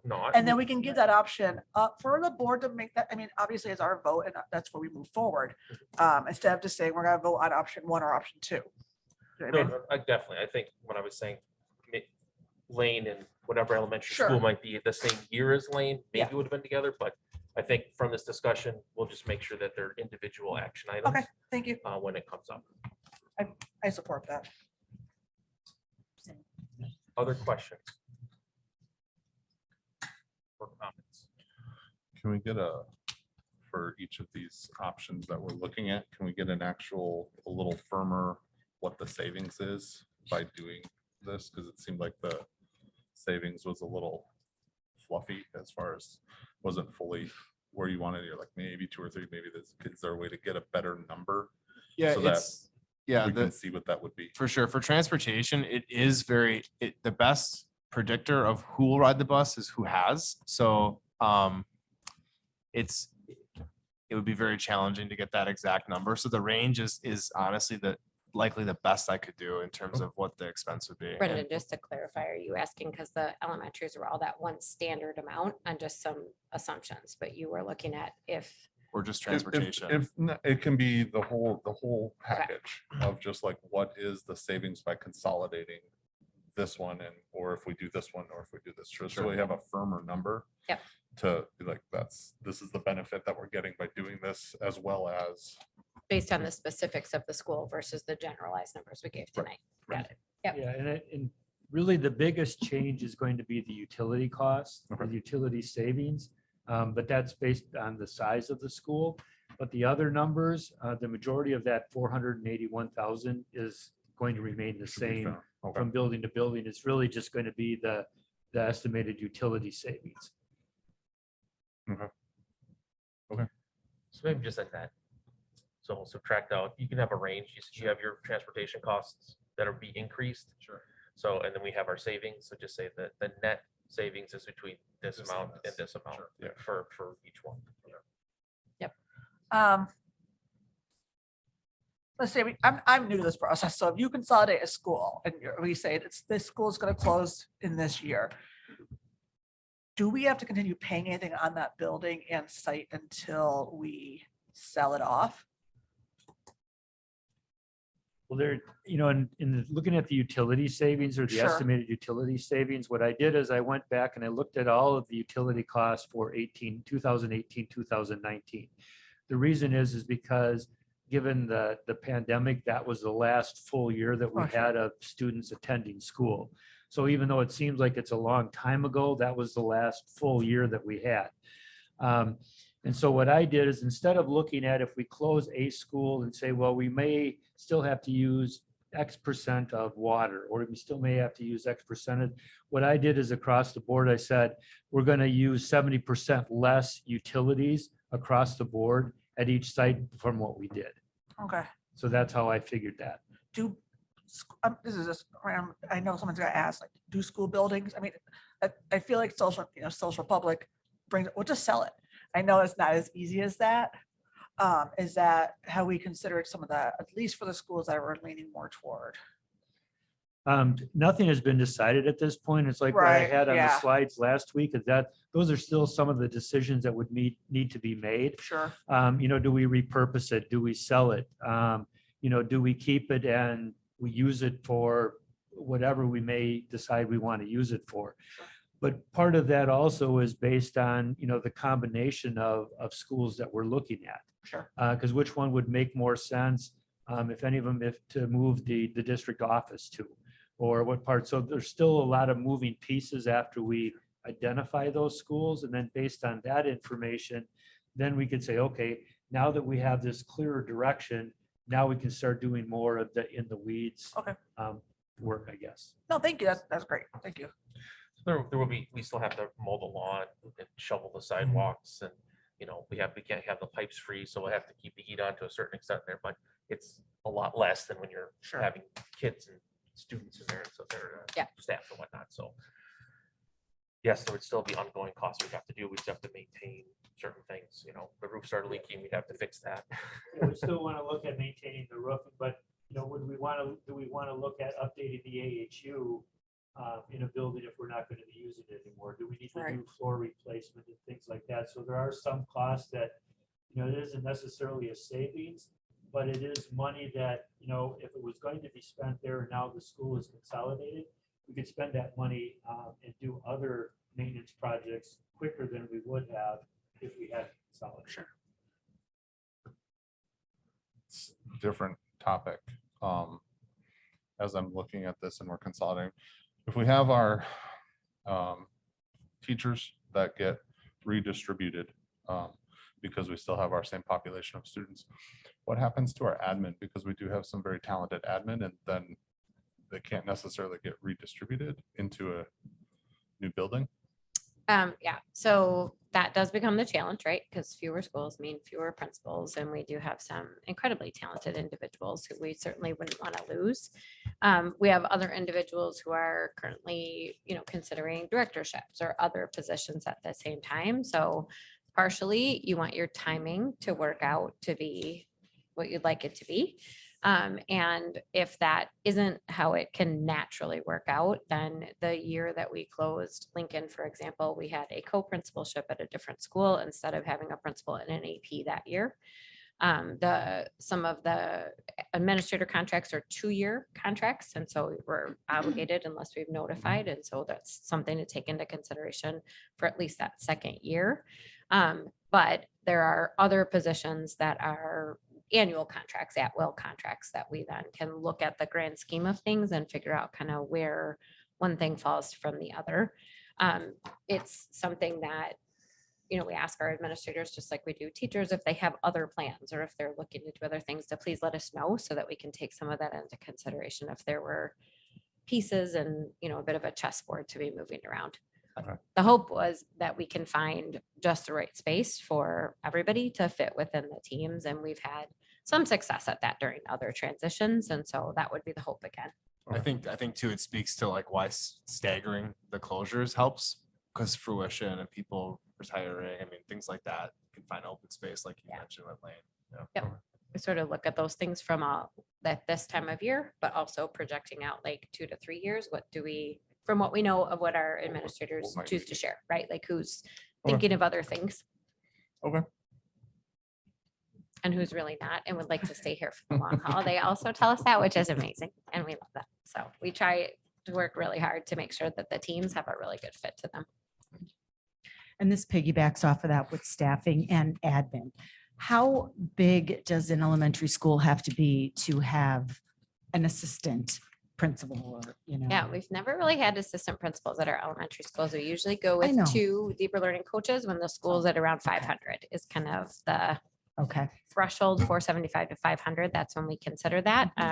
We made a lot of adjustments this year to student services staff and the buildings that were in that band of that like 350 to 400. We've added some social work positions. We've added some additional positions so that there's more student supports in the building, but not necessarily more administrators. But that would Yeah. certainly, it's just not a structure we've ever had, but it's not that we can't consider it. And I guess additional staffing, it doesn't have to be an assistant principal, but I'm just saying, I'm thinking about some of our principals that, their schools are going to become considerably larger. Yeah.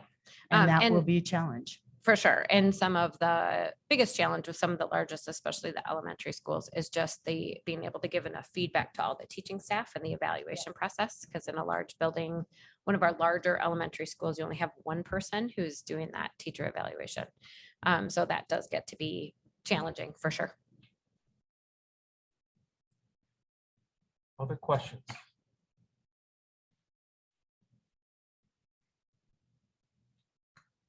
I'd wait for Brian to come back now, but what I would like to know, because there's a couple things that we have to kind of give some feedback on here. The first one is, which I think will help us with the other steps. Are we thinking of making a decision on 3 elementary schools right away? Or 2 elementary schools right away? And then set the time when we would make a decision on the 3rd elementary school. So that's what I need to, Brian's coming back now, so I'll repeat that. And can I clarify something Sure. while we're letting Brian have some walk time? That we would be considering when one intermediate next year for that end of 22-23 school year. And an elementary school and a second elementary school at the tail end of the following year. I just want to make sure. Well, when I get to that, Okay. but the first decision is that decision. So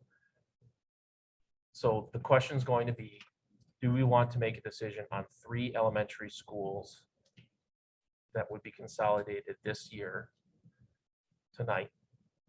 Not action, thumbs up, thumbs down. So would we decide on 3 elementary schools and a intermediate school that would be consolidated, that we would have action this year? Yes or no? Is that what we want to do?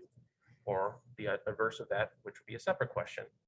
Are we just going to decide on 2 elementary schools and the intermediate?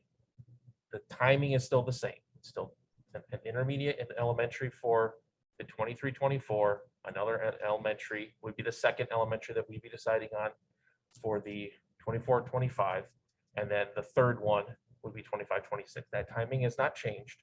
But do we want to make a decision on all 3 of them this year? Or do we want to only make decisions on 2 and then decide like next year, this time, we're going to say yay or nay on that 3rd one so that planning can happen. So do we want to do 3? Let's just say that. Let's do 3 this year. Thumbs up, thumbs down. You have a question? I almost think it makes sense to see how the conversation goes in terms of the second school before we start worrying about the 3rd. Let's see where we are in terms of the second elementary school and then maybe make that decision. I almost feel like that is a little premature. Like, I feel like we should see how we're all feeling about what that second school should be. Madison or Wilson, basically, are what we talking about here? Yeah. And then from there, decide if we feel like we're ready to make a decision on the third school. Or if we want to punt it, for lack of a better term. Okay, so let me amend my question then. Okay.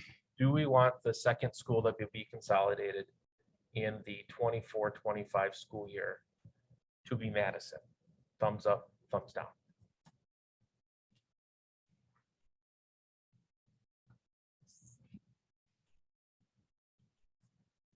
Okay, so that's the second school.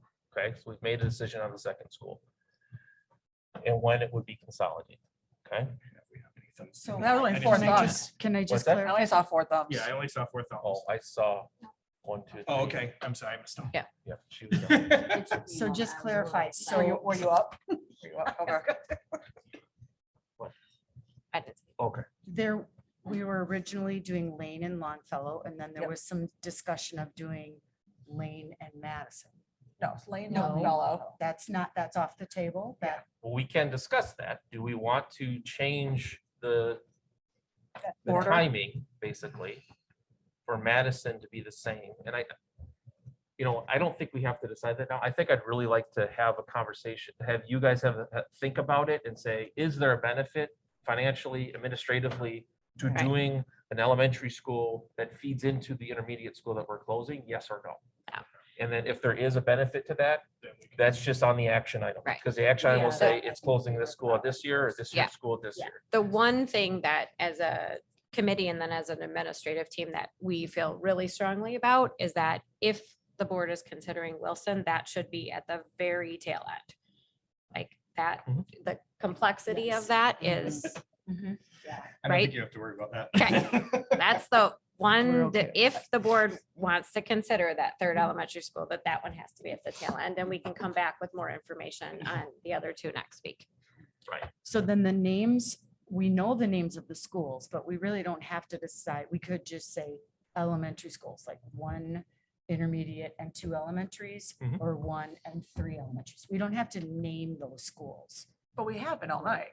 I know, but if we wanted to change which ones, Well, I think we still want to identify what the two Yeah. schools, Yeah, I what the think two we elementary need to. schools are. It's just a Okay. matter what the Okay. order is. all So- right, People want to know. Because Yeah. if it were to come forward to our board at the next meeting or the meeting after that for a vote, it would be to close Lane Intermediate right, right at this time. And then there would be a Right. close this elementary school at this time, close this elementary school at this time, close this elementary school at right. this But time. for tonight's purposes, because you're Yeah. asking, do we just want to do 2 or 3? For tonight's purpose, But then Brian said we really should identify that other We, school. we wanted to identify know? that second school. okay. Yeah. All right. Because if we would have said no to Madison, then the question is, well, is the second school Wilson? Right? But we said yes, that we are in favor of having the second school, that we would close elementary school in Madison. Okay. So we've identified that. We've Okay. identified that we're looking to consolidate at least 2 elementary schools and 1 intermediate school at this point as a majority of the board. So the next question is, for this year, again, not next week per se, but do we want to identify that we are going to consolidate a third school? Or do we want to wait a year and see how things go and then identify it at that point? So the question is, do you want to identify a third school for consolidation this year? Thumbs up or thumbs down? Yes, I do want to do a 3 this year. No, I want to wait and we will have a future date that we evaluate that third school. And that would be the last one, 25-26, that would be consolidated.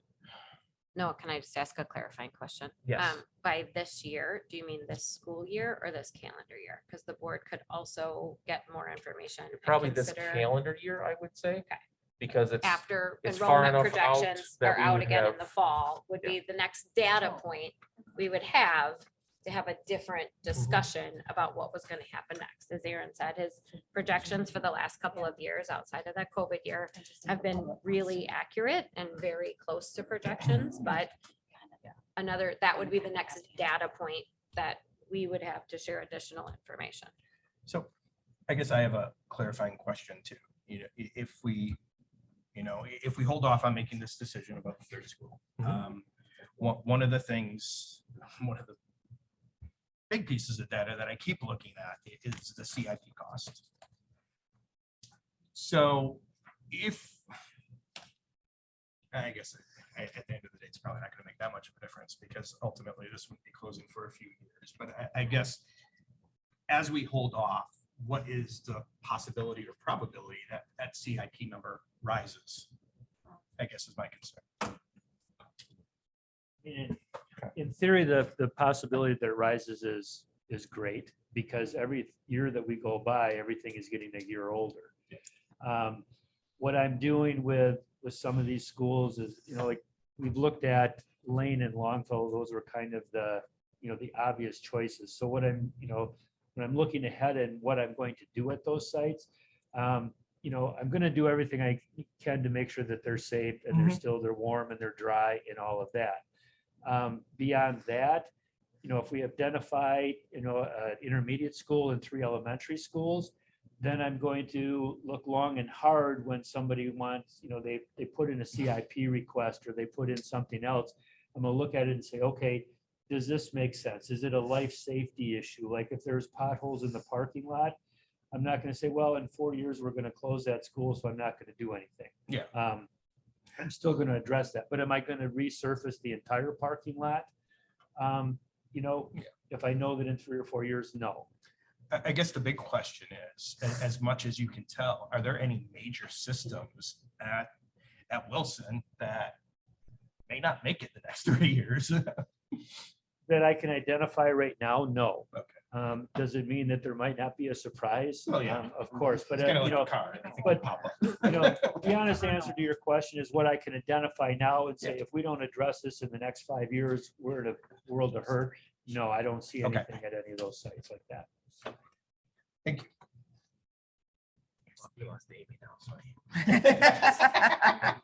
So really what we really need to identify, to just say, like, do we want to do this and make a decision within the next calendar year, within this calendar year? Maybe not this summer, maybe in the fall, maybe in the winter, who knows? But do we want to make that decision at that point? Or do we want to wait until basically around this time, the end of the next school year, to make that evaluation and decision?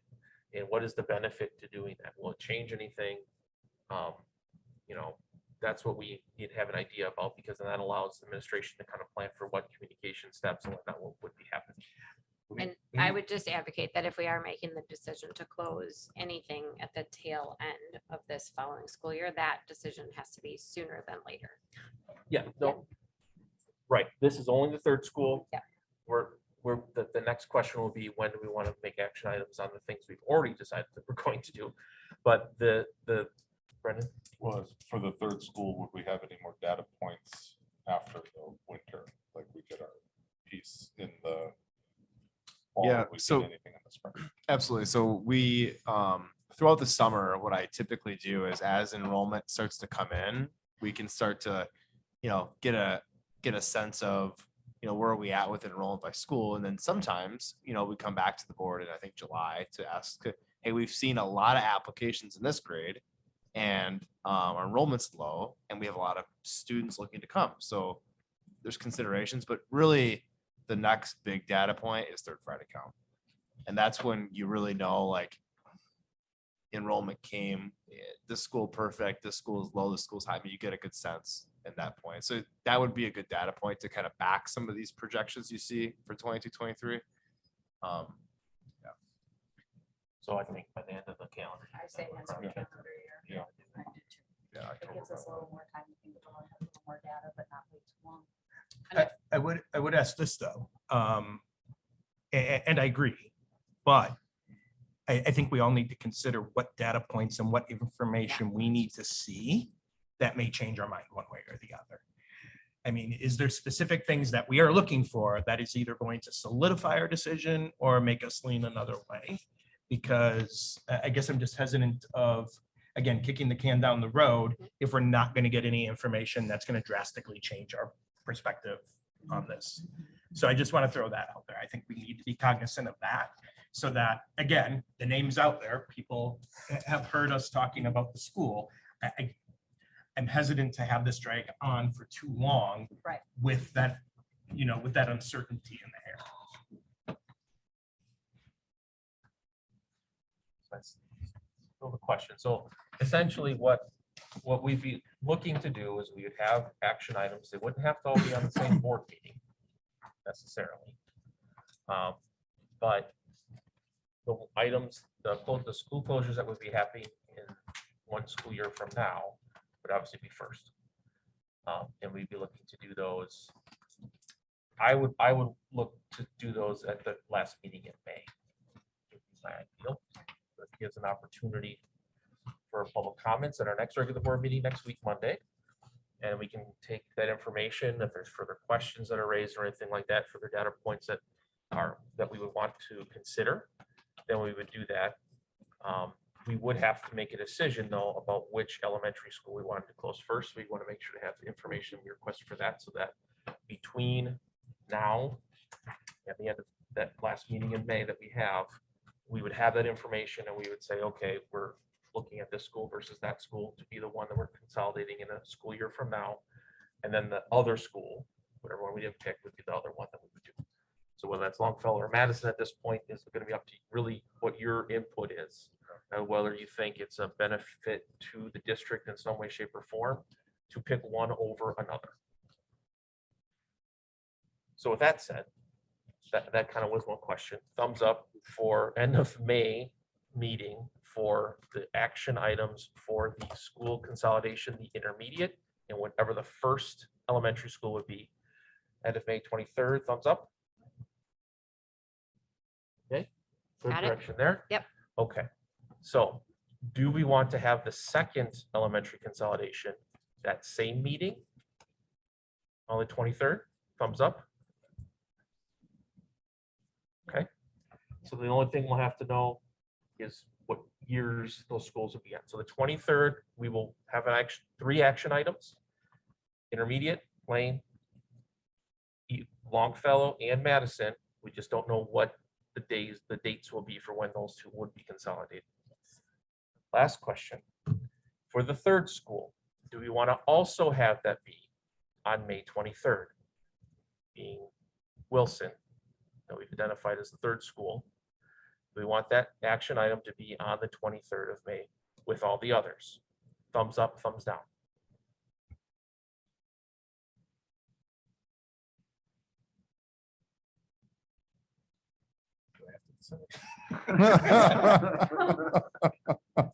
Can I go in the middle?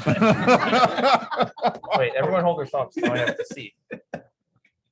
Rebecca, what do you? She wants to be middle like me. 3, Brian, what are you? Oh, man, I have to commit. 4. Jeff's not here. So I vote down. Then it's a tie. Jeff's not here. Oh. I could live with, I just gotta go for it. So I'm a I'm thumbs not up voting on no. that. Right, yeah, exactly. So that's all on the Okay. 23rd. Now, if something changes, information we don't have right now, let us know between now and then. So question though. Question. So all four are going to be on the agenda on the 23rd. Correct. So hypothetically, looking at my crystal ball for the future, if that third elementary school option does not pass that time, then we would just kind of go with the same plan where we get more information and make a decision a little bit later down the road, correct? Yes. Okay. Yeah, I don't, so like, It doesn't end the discussion. Well, Right. exactly. I I mean, just, I want to clarify for everybody Right. watching at home and and all that. there's, yeah, a defeat of the consolidation of Wilson at that point in time is not a definite defeat for Wilson at any point in time. But what I would say at that point is if the majority of the board was uncertain about that passage, that we would not take action on that item that evening and we're either refer it to committee or refer it to administration for the questions that we have about it one way or another. As Brian said, what information do you need? If you're voting yes or no, what information are you using to make that decision? And if you're lacking information, you need to ask those questions. I need to see this, I need to see that, so that if we're going to defer that decision, there's a reason for a deferral, not just, I don't want to be the person that's responsible for closing a school, which, hey, I get it. No one likes to be that person, but we as a board have to make the decision for the betterment of our district long after we're gone from this district. So that's the biggest thing that we have to consider when we're doing this. There's going to be a lot of upset people that are going to be at the board meeting I expect to see on Monday. There's going to be a lot of upset emails and phone calls. Who knows what we're going to be getting. But I trust that the reasons that we have been given, the work that the committee has been doing over the last multiple years is truthful and correct for what we need moving forward. It's crappy decisions that we as a board are lucky enough to make. Well, and that was kind of my point of that clarification, because I think going back to my original point that Noah brought up again is, over the next couple of weeks, think about that. Think about what information you would need to see to change your mind or to solidify your decision, so that you have a really good picture of how you want to vote on the 23rd. And if there is more information we're going to need, let's discuss that so we know what that plan is going to be, so that we have a game plan and we know when we're going to be able to address it again, so that we can make that decision sooner rather than later, so that the families know what's going on. And that's the biggest thing. The sooner that the families know, the staff know what the road ahead is going to hold, the easier it's going to be for them. Even if they don't like it, it's all about having to deal with things and move forward and all that sort of stuff. And if it's not hanging over their head for a year versus decisions made, this is happening. Right. Then we can move forward from there. So if there are questions, if you get a community member that asks you something and you know the answer to, you don't have to wait to the next board meeting to ask. Send an email to, either if you don't know, send it to me, Marty, Deidre, we'll get the information to the correct people so that we can get the answer questions. Amy is a great, Amy and Jeff, we're both on the committee, so they have a lot of information, documentation that the rest of us don't physically have in our hands. So just it's ahead of time stuff is always better, because then we don't have to wait. Well, I really want to know about this. I could have got that information, if I'd have known about it ahead of time, and then we could have had this decision made. Okay. One last thing, this presentation will be linked to the public by the end of the week. So everybody will be able to see the maps and everything. End of the week. Okay. So it'll be on the agenda link that was for this meeting, or where will it be? Yes. On board book, and then we'll also post it on our facilities page, which is where we've also posted the. April Okay. 25th meeting. Great, thank you. Thank you. A lot of people asked for those, so that's good. Thank you, everyone, for the work. I know it's a lot of work. Thank you, board. This is tough emotional stuff to work our ways through. So appreciate your attention and working through this and asking good questions. So thank you for that. Is there any other questions or concerns? If not, look for a motion to adjourn. Motion adjourned. Second. Getting better. Moved and seconded. All those in favor? Aye. Opposed? We are adjourned.